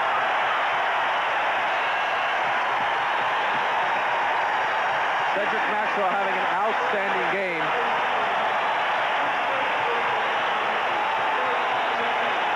They're standing and applauding. And Del Harris is not applauding. He doesn't see anything to applaud. Cedric with 24. So that ties. If he hits this one, it'll be a career playoff high for him. Well, he's still got time to do that. 4:53 left in this third period. Moses Malone out to Tom Henderson. Into Malone. And Bird reached in on him, and Bird has committed the foul. Larry Bird now with 3 personal. Now Moses made a good strong move to the basket that time. He made it quick also. Bird, who was the weak side forward defender, came in to try to pick him up and take the ball away and picked up the foul. That puts the penalty in effect for Moses Malone. You know, we mentioned at the top of the show, in the Boston Garden, Houston has won only 4 times here in 14 years. They're only 19-54 against the Celtics in their 14-year history, but there's been a lot of teams on the short end of a series with this Celtic organization. What a history, what a tradition they have here. Talking to Red Auerbach today, and he was telling me that that floor that they're playing on was first used in 1942. Well, that means that Red doesn't waste anything, does it? And he said we kept our uniforms the same. He says that's part of the mystique here, and it certainly is. You see a game on TV and you see that floor, you know instantly where you are. You wouldn't even have to have any players on the court. 4.5 minutes left in the third period. Maxwell with 24. Boston in no hurry now. And Larry got away with a cross-court pass that Moses had a chance to go and pick off, but he was guarding the basket that time. Archibald under some pressure. Rebound by Major Jones. Jones, a good rebounder for this team. Off to Willoughby. Bill Willoughby. Malone with the rebound and batted out by Tiny. Houston will set it up. You know the old saying goes, when things go bad, they're not going good. I think that's kind of an understatement right now. There's Allen level. Archibald staying on him. 18 seconds on the shot clock as they throw it away again. 16 turnovers. Well, what was it we said over the weekend when they lost by 23? Get it out of your system. Well, they did the last time, and Houston right now might be thinking the same way. Larry Bird. Malone with the rebound. You got to admit, though, they're still hustling. Level. Willoughby tried to follow. Well, it's just unbelievable that they can't seem to get anything to work for them. They can't make the dunk shots. Reed missed one. Willoughby missed one. It's just one of those games for the Rockets. And again, as you pointed out, Gary, get it out of their system. They'll bounce back. It's even 0-0 to start a game number 6 Thursday night down in Houston. I'll tell you right now, though, Houston's wondering. 75-48. Now, the game they lost by 23, they scored only 71 points. That tied a championship final playoff record. Malone off to level. 3 minutes now left. You look at the Celtic bench. Level almost turns it over. Brings it out to Willoughby. Maxwell, he's all over the place. He still has the ball, but he went out of bounds with it. Houston will get it back with 2:58. We have a timeout. Let's look back at this play. Here's the Allen level. Takes it to the basket. Bounces off. Now Willoughby goes up for the stuff. Loses the ball. Bounces off the back of the rim. And things just aren't going the Rockets' way tonight. I'm Johnny Bench. This is Krylon Spray Paint, the other leading national brand. And here comes my fast pitch, so watch close. Krylon Special Formula goes on smooth, just like a professional finish. And just 12 minutes later, it's dry to the touch. No runs, no drips, no errors. The other brand's still tacky after 1 hour. Let's see it again. Krylon dry after 12 minutes, other brand still tacky after 1 hour. Did you catch that? Krylon, for a smooth, fast professional finish.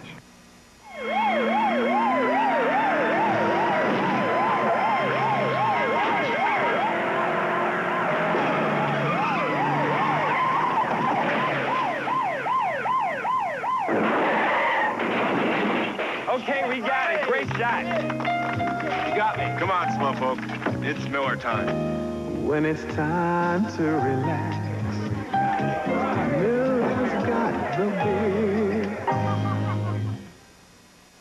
Deadline, Saturday, May 16th at Sears. The Sears 48 battery is on sale.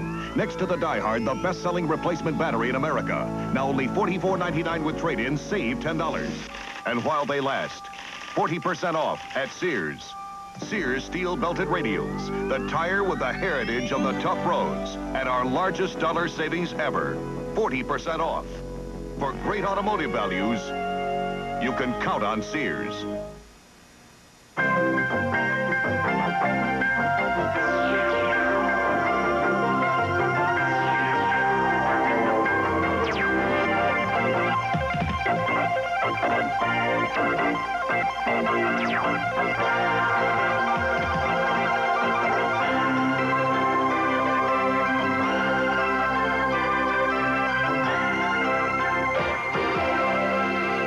Basketball. It's a moving experience. The preceding announcement was furnished by the National Basketball Association. Bill, we've been talking about the players, their attitude. Well, as a coach, what kind of stiff upper lip do you have to have right now if you're Del Harris of the Houston Rockets? Well, you try to do some good things, the things that you can almost practice tonight on what you want to do for the next game.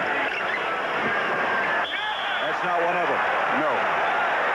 Now, the thing is, he can't let it's a very borderline situation right now with Houston. They're so far out of it that they might give up. And giving up at a time like this can be very bad because you can't turn it on and turn it off. You've got to figure out a way, okay, well, what we're going to do to beat these guys. And if you give up, you say, you may take the attitude, we can't beat these guys. In all fairness to Del Harris, he has really adjusted well throughout the playoffs, so it'll be his move the next time. Chris Ford has the shot clock expired. It'll count. Well, you know, tonight before the game, I think that Houston was aware because of all the things that are going on between these two cities now, that their attitude was they thought that Bird was going to come out shooting, trying to prove he could score. And they may have overreacted to that. And so that he accomplished something without having to do anything. Being a decoy of sorts? Yes. That basket was awarded to Major Jones after the goaltender. You know, one thing has happened in this series, in these games, are the games that the Rockets have won.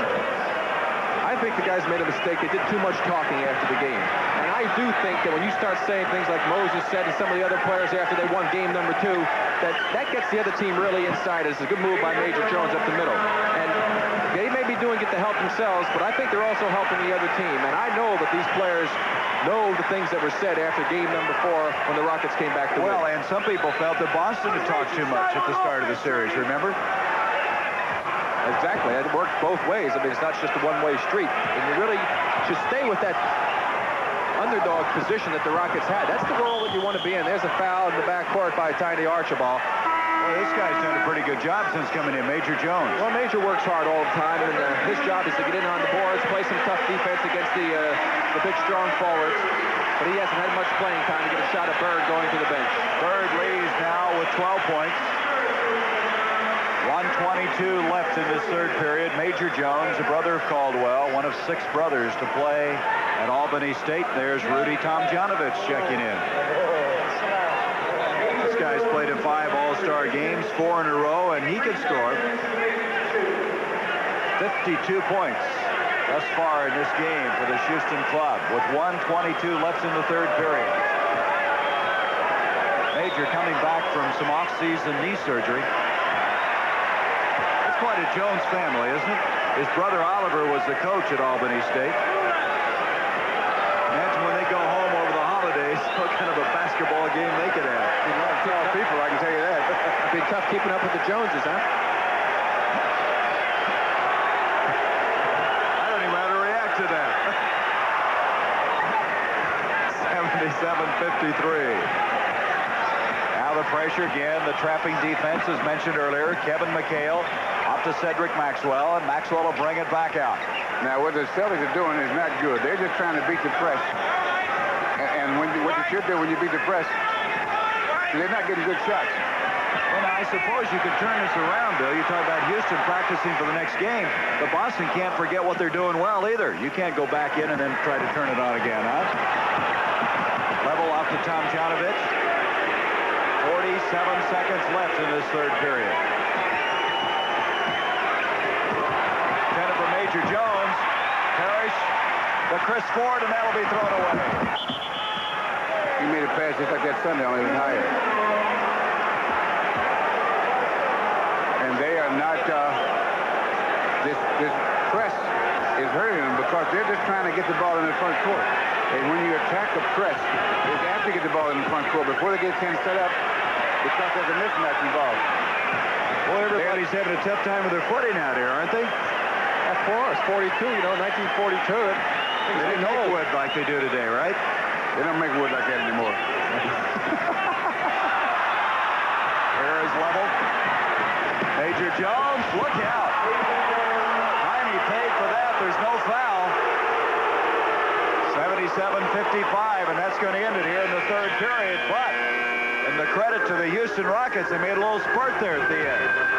They only had 48 points, bumped it to 55. We have 12 minutes left in this game. 77-55. This CBS Sports Special will continue after this word from your local station. Wednesday. See the behind-the-scenes story based on the life of country music star Tammy Wynette. Wednesday at 9, 8 Central and Mountain. This is CBS. What's the matter? Why are you looking at me like that? Terror he could not forget. You think I've done something wrong, don't you? Torment he could not bear. You think there's something in there, don't you? Truth he would not face. You want to see? Hey, take a look! Michael Caine in The Hand. Rated R. Starts Friday at theaters throughout the Bay Area. Check local listings.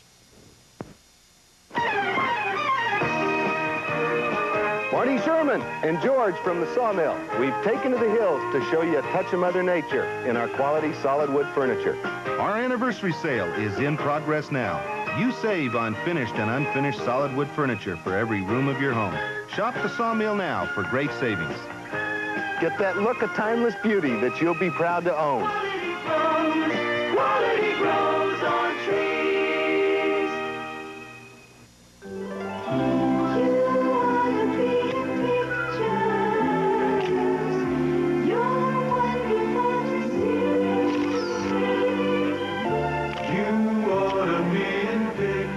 Perhaps no people on Earth enjoy photography more than the Japanese.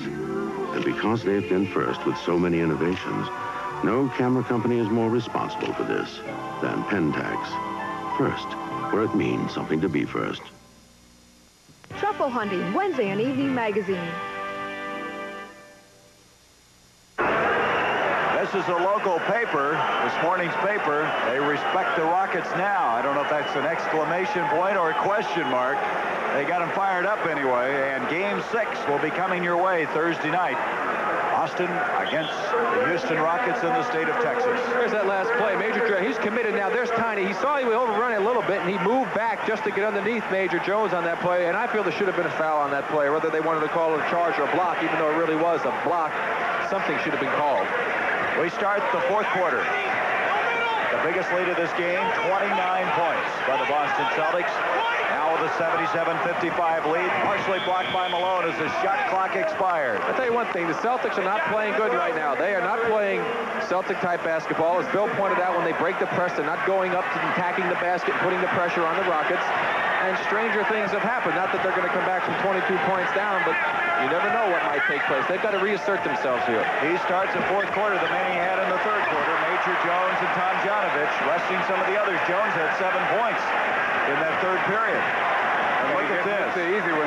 Houston still hasn't scored 20 points in any of the previous 3 quarters. That's what happened to them in that game when they lost by 23. Maxwell is fouled.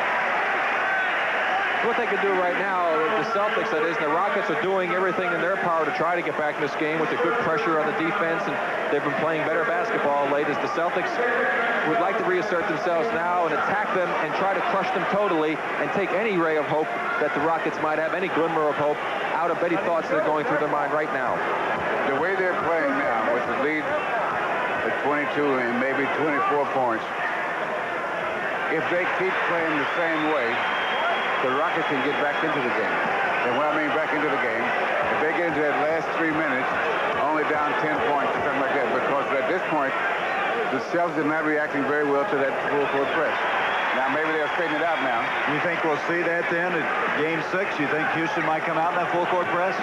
Oh, no, I don't think they have enough personnel to do it for a full game.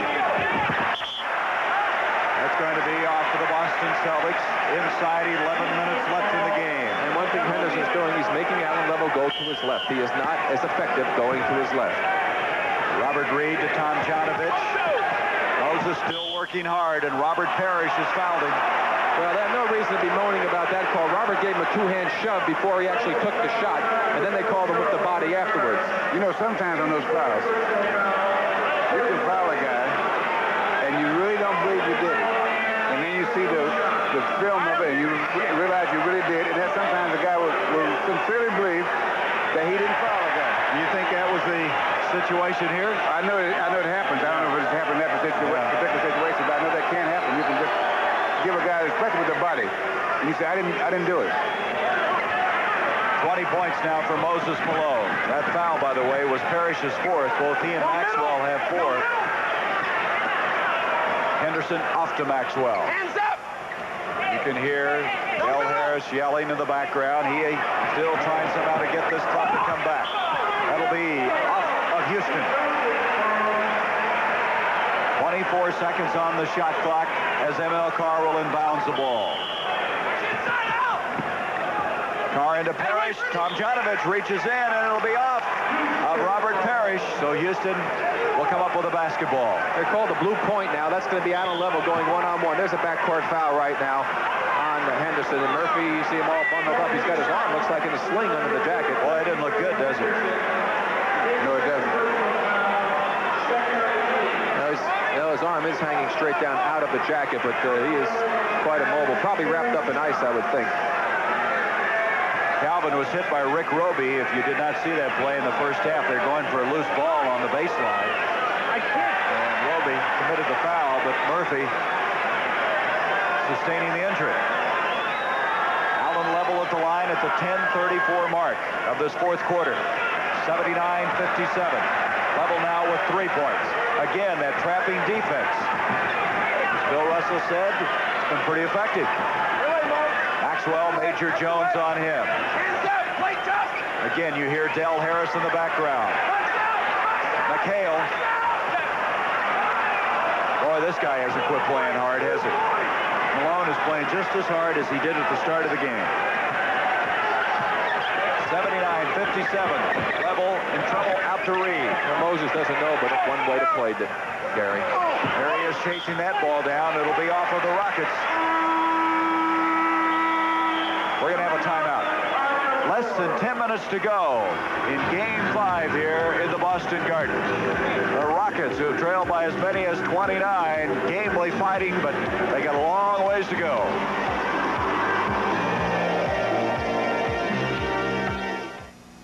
Unleash the spirit.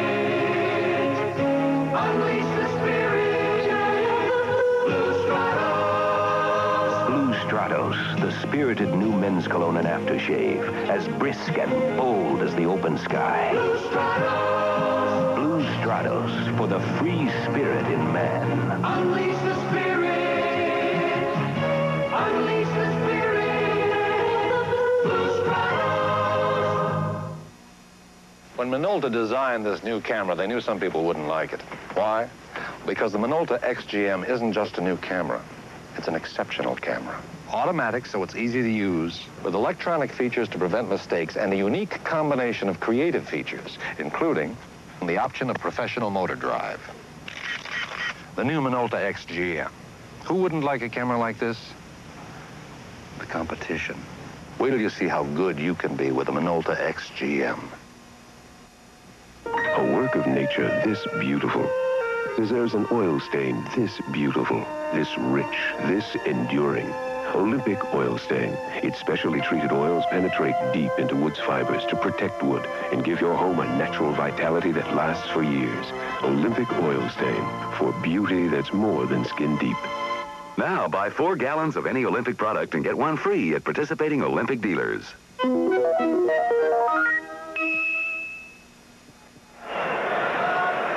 Commissioner Lawrence O'Brien, who's been attending these NBA World Championship finals. Calvin Murphy, we have an update on his injury. He's not even sure what's wrong with it, but he says he's in a great deal of pain, and I suspect that after the game they'll have to look at him a little closer. But it does not look good for the guard of the Houston Rockets. There he is at the end of the bench. Young man with him is John Stroud, who was their top draft choice this year out of Mississippi. And the fellow in front of him, if you can tell everybody, was the Dark Horse, the equipment manager for the Rockets. Let's give them all a shot. What was his name? The Dark Horse. The Dark Horse. Right. What's his real name? I have no idea. It's David. ML Carr. Robert Reed. To Tom Janovich. Rebound. Cedric Maxwell. Celtics now pushing it up a little bit. They quit running there for a while after that sensational start to this game. Robert Parish hits again. He has 18. That's where you break that out. You get it down on the press, and they don't have a chance to set up, and you get good shots like that. And that's what you have to do. I think Red's very, very relaxed at this particular stage. Billy Paultz. Rebound, Allen Level. Whoa! I think that was supposed to be a pass. And Carr is fouled by Level, and Carr not happy about it. And we're going to have a technical on ML Carr. Earl Strom slapped him with a technical after the foul on Allen Level. There's a beautiful pass by Henderson. Allen Level goes up and takes a pretty darn good foul against Carr. Grabs onto him. He was trying to hold him from going into the crowd, and then Carr took him and threw him out of the way. And Earl Strom called a technical foul. Level will shoot the technical at the other end before they shoot the personal foul.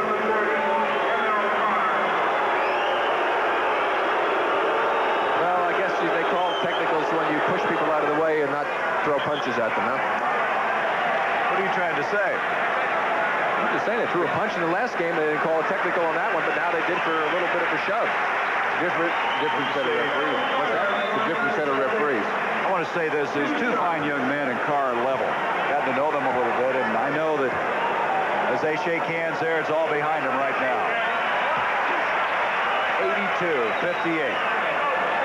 Jim Foley, who is the public relations director of the Houston Rockets, wanted us to pass along that win or lose, the Houston Chamber of Commerce is sponsoring a Rockets rally in downtown Houston. That'll be noon Friday. Of course, we have another game yet. That would be game 6 Thursday. Level off to Rudy Tomjanovich. Henderson commits the foul. Almost pulled the steal off. That's 3 fouls on Henderson. There's Billy Paultz. A nice scratch across the arm. He probably comes up with a few bruises, a few scratches, and assorted other ailments after every one of these games. What were they saying? He has the funniest body in the NBA? He's a very funny guy, actually. Here is Billy. He's not very happy right now. Tomjanovich. Rebound, Billy Paultz. He'll reload again. And Rudy gets one. Tomjanovich, his first 2 points. 8:30 left in this game. 83-60. Maxwell out to Henderson. Kevin McHale. Tomjanovich playing tough defense on him. What? Robert Parish. Rebound. ML Carr in the other place. 24 seconds. You know, McHale hasn't scored in this game, and he only had 4 points the last game. Stop and think about it. You would expect him to have to score more and play more, maybe, for Boston to be winning. There's the foul. That foul on Level. That's his second personal. Waddell Harris is probably sitting and saying, okay, we've got game 6 ahead. We've always been able to make adjustments. We did them against L.A., San Antonio, Kansas City. We've done it against this Boston team. We've got to go back to drawing board again. Remember, the Rockets have not lost 2 games in a row in any of their playoff matches so far. That's right. There's McHale. There's Casey Jones and Jimmy Rogers behind Bill Fitch. Tracy has played on 8 NBA title teams.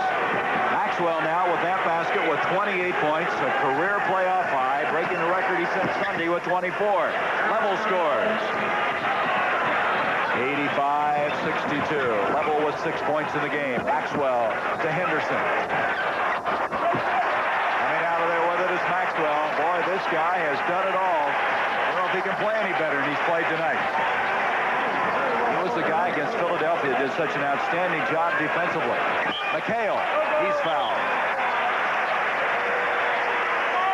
The penalty in as, look at this, 28 points and 15 rebounds. Who do you think he is, Moses? Here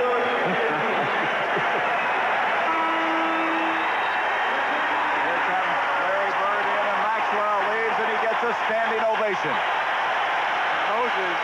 Moses has just gone to the bench. Robert Reed, Mike Dunleavy, Level, Paltz, and Tom Jonovich now in. And Moses Malone finally gets to sit down and rest. He played 48 minutes Sunday. In 2 games this year, he's played 48 minutes. So he will sit down and prepare for Game 6. McHale again. This crowd is really excited right now. They're giving Maxwell a standing ovation. Continuing standing ovation. Well, if Boston would win Thursday, they wouldn't get to see their team at home again. McHale with the rebound. Kevin McHale off to ML Carr. McHale tipped once, twice. That's what he's so effective in doing, is keeping up on those offensive boards. 6.5 minutes left in this game. Dunleavy, three-pointer. Rebound Carr. Dunleavy in this game has only scored 3 points after getting 28 on Sunday. Also the rebound. Bird tries to reach in on him. We approach 6 minutes. There's Red Auerbach. And Del Harris has asked for a timeout. 85-62. The Boston Celtics, who won 6 in the home stretch in the home season thus far in the playoffs. This CBS Sports Special will continue after this word from your local station. Saturday, crooks get the girl. Cops get the crooks. Chevy gets Goldie. And you get hysterical in the comedy caper box office hit, Foul Play. This is CBS. Grand Auto's having a price cut sale. Every tire is reduced in price. RV, camper, truck, on-road, off-road, radials, high performance for your car. And wait till you see the Cordovan CR10 radial white wall tires. These are white wall radials. $35.99 each plus everything in exchange with the A78 13 white wall. $35.99 each. Brand new radial tires, white walls, mounted, installed, ready to roll plus everything in exchange. All this and more at Grand Auto today. Right now, Eads is having its annual coupon sale. Come into Eads today for one of the largest selections of stereo portables, video cameras, video recorders, and TVs. Eads is featuring RCA's newest 6-hour video recorder, $659. RCA's 13-inch color portable, $273. Hitachi 19-inch one-gun picture tube, $359. RCA 6-hour VHS tapes, only $1375. Eads will match or undersell any dealer in the Bay Area. Eads TV Berkeley, Eads TV San Francisco, open 7 days a week. Truffle Hunting, Wednesday and Evening Magazine. Terry Durod, who came in briefly in a couple of games earlier, an excellent outside shooter. He was the man who was picked up from the Dallas Mavericks. And right now, he must be thinking, what an opportune time to join this ball club. He could be playing on a world championship club. But a lot still to be decided, which brings us to Thursday night, which will be Game 6 from the Summit in Houston. And the Rockets have come from behind and been struggling uphill before this year. Willoughby. And a foul on Kevin McHale. I'll tell you that Willoughby, one of those players, Bill, he has so much great natural abilities. It's just a matter of him learning to take it, harness it, and use it properly. And if he ever learns to do that, he can be quite a force. He came out of high school the same year as Moses and also Darryl Dawkins. The other two found success right away. He's had a long struggle to get there. I'll tell you one thing, I would have paid a lot of money to be able to have the jumping ability that Willoughby had. Sure would have been nice to be able to jump over some people and try, instead of having to try to outsmart them. Made it tough. Boy, I don't know how you ever never survived in this league, huh? 85-63. Henderson level on him. That's Dale Harris now, yelling some defensive instructions in. McHale, Willoughby trying to stay with him. Nice move by McHale. ML Card. Rick Roby, and a foul.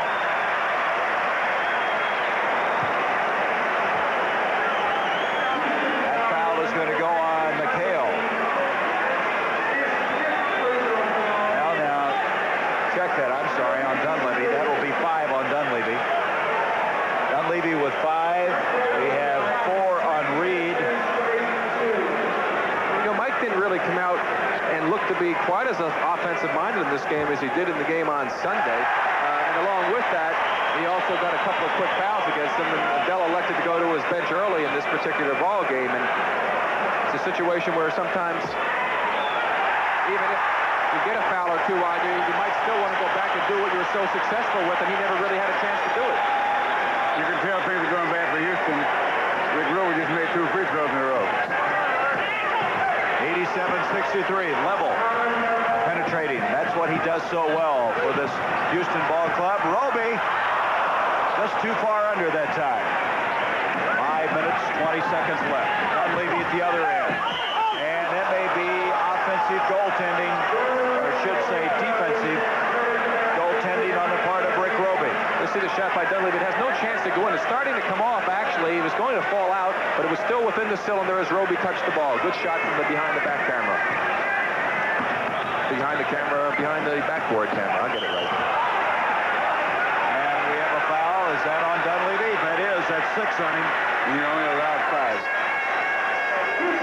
What do you mean you're only allowed 5? If you get 6, they put you out of the game. All right. Well, you can have 6, but you don't get to play anymore. Anyway, he's fouled out. All right. You want to keep playing and having fun.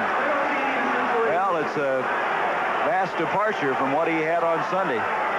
5 points as opposed to 28 and fouling out of the ball game.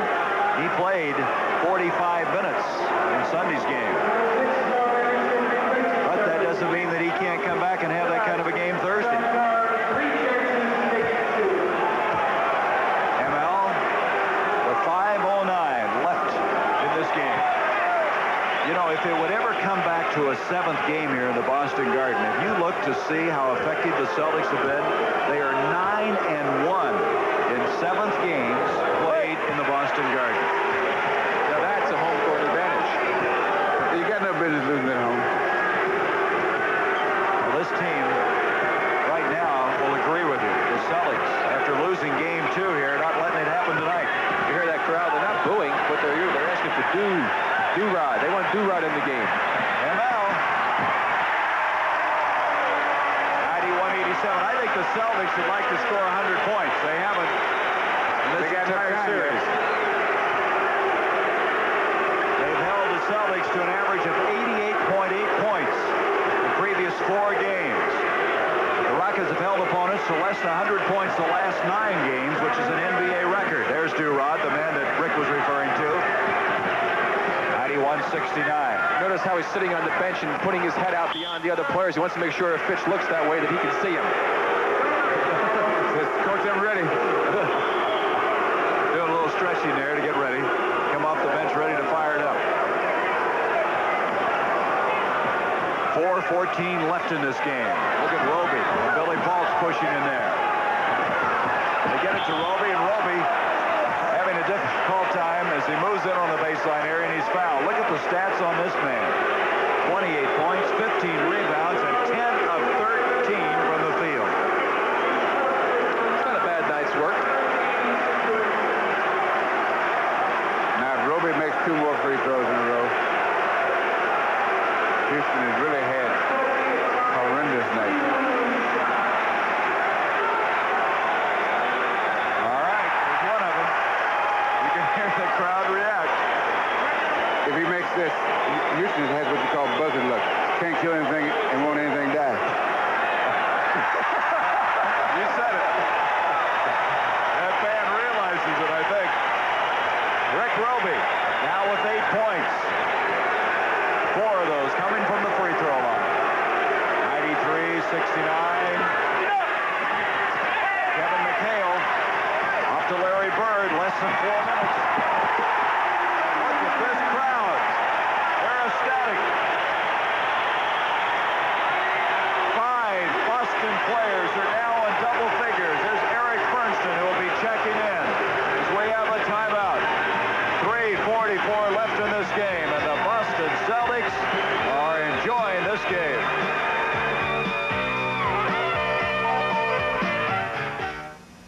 There's got to be a way to top the 721. George Peabody, go to sleep. Look, I designed Firestone's tire using 7 around 2 wrapped by 1. There are 24 million on the road. Still, I ought to be able to top it, right? Right. Of course, it'll take time. Nights, some weekends, maybe months, years, a lifetime. Maybe never.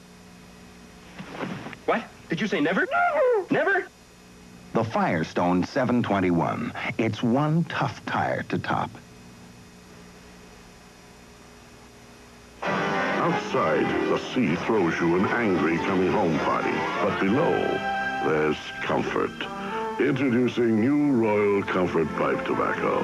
Now you can take comfort in knowing there's a good-tasting aromatic pipe tobacco specially blended to smoke cool, to always satisfy. Pipe after pipe after pipe. New Royal Comfort. If it's a cool smoke you seek, take comfort. Here's to good friends. Tonight is kind of special. The beer. Building inspector. Hey, what are you guys doing here? I didn't believe you two could build your own house. Yeah, well, don't look. It's not finished. Well, I guess we'll just take our low and brown and go home. Well, maybe one quick look around. When you want the taste of a truly great American beer, tonight, let it be Low and Brow. What are you going to do when you finish this place? Just what I'm doing right now. Sandy Grossman, our director, sent the cameraman up in the stands, up in the rafters now, to take a look at one of those 13 World Championship flags, and they hope to add their 14. And the one in the upper left-hand corner was the very first one. Was what? The very first one. 95-69. One thing Houston has to be aware of is that they still could set a record here for Low in the playoff series scoring-wise, because 69 points is 2 below 71 the record. Henderson broke it up by level. They tied that on Saturday, and they don't want to break the record. Oh, they got enough time to get another bucket. I would think so. With 3:26 left, there's Bird. You can see Larry did not shoot that well from the field again. 5 of 16.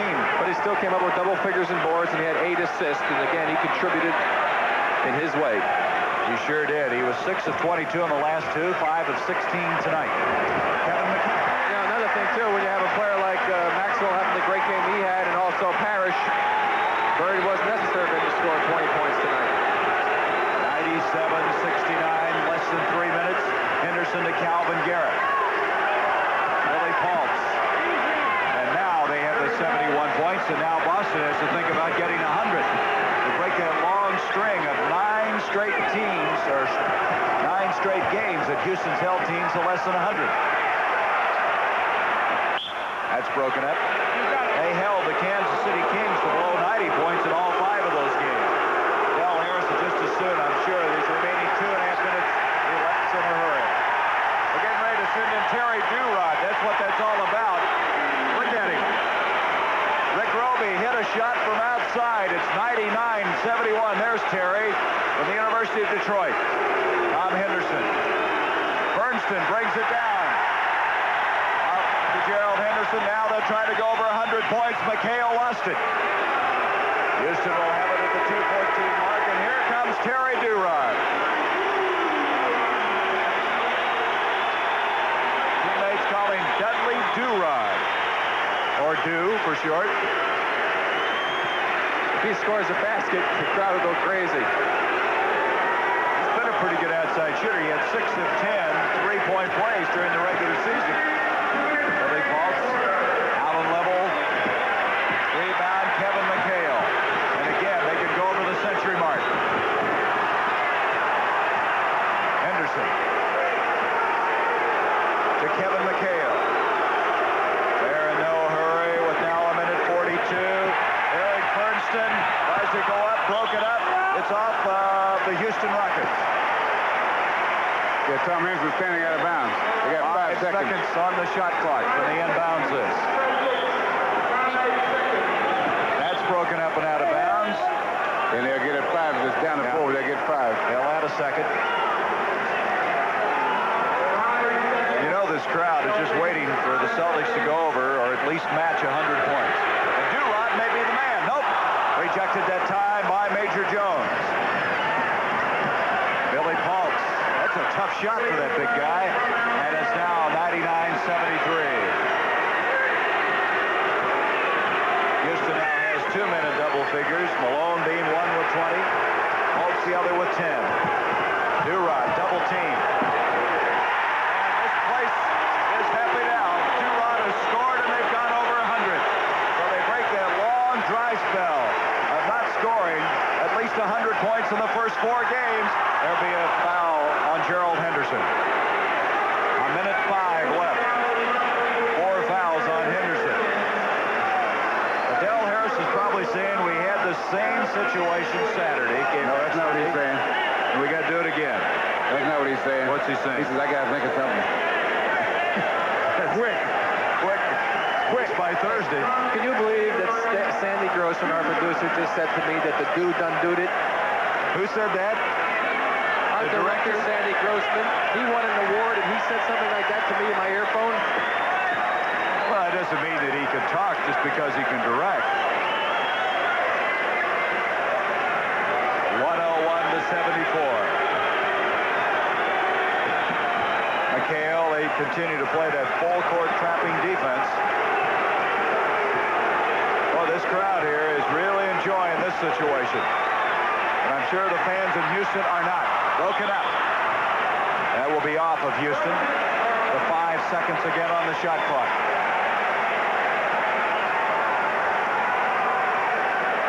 101-74. There's Eric. Into Durod again.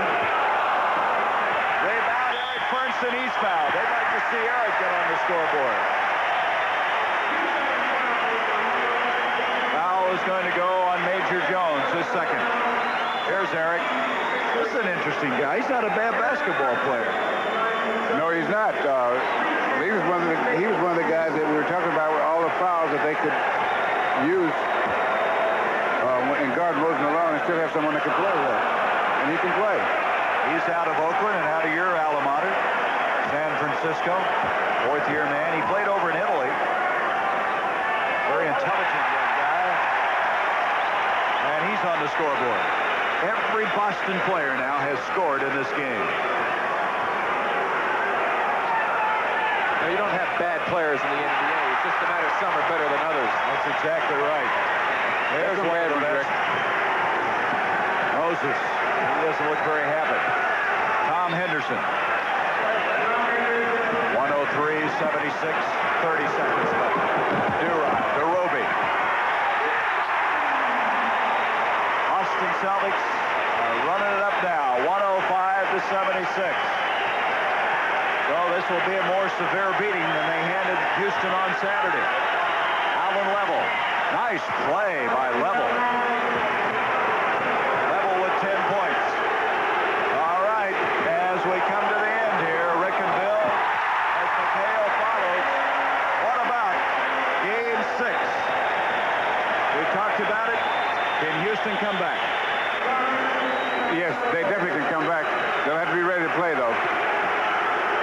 The question is, how much damage will this game do psychologically? Rick? I think they certainly can come back. Celtics are going to be tough, though. Harry Durod scores again. He has 4 points. And our final score is 109-80. The Boston Celtics take a 3-2 lead, and they're 1 game away from winning their 14th NBA World's Championship. As Game 6 will be coming up Thursday. 10 a.m. Saturday at Bruner's. The Town of Eureka, Friday on Evening Magazine. Over 100 points for the first time in the championship finals. They were tough defensively. Before the night was over, 8 block shots. Here, Robert Parish intimidates the shot by Bill Willoughby. The Boston Celtics are known for their fast break game. And before the night was over, they would score 33 points off of the fast break. But the man of the hour for the Boston Celtics was number 31, Cedric Cornbread Maxwell. He had set a career playoff high of 24 points in Sunday's game. He came back on Tuesday night to break that record as he came out with 28 points, 15 rebounds, 7 of those coming off of the offensive board. It was just one of those nights for the Houston Rockets. Even on breakaways, they couldn't get the ball to drop as Robert Reed misses a stuff shot. The Rockets shoot only 36% from the field and go down to a 29-point setback. The Rockets on the brink of elimination. The Celtics 1 win away from their 14th title.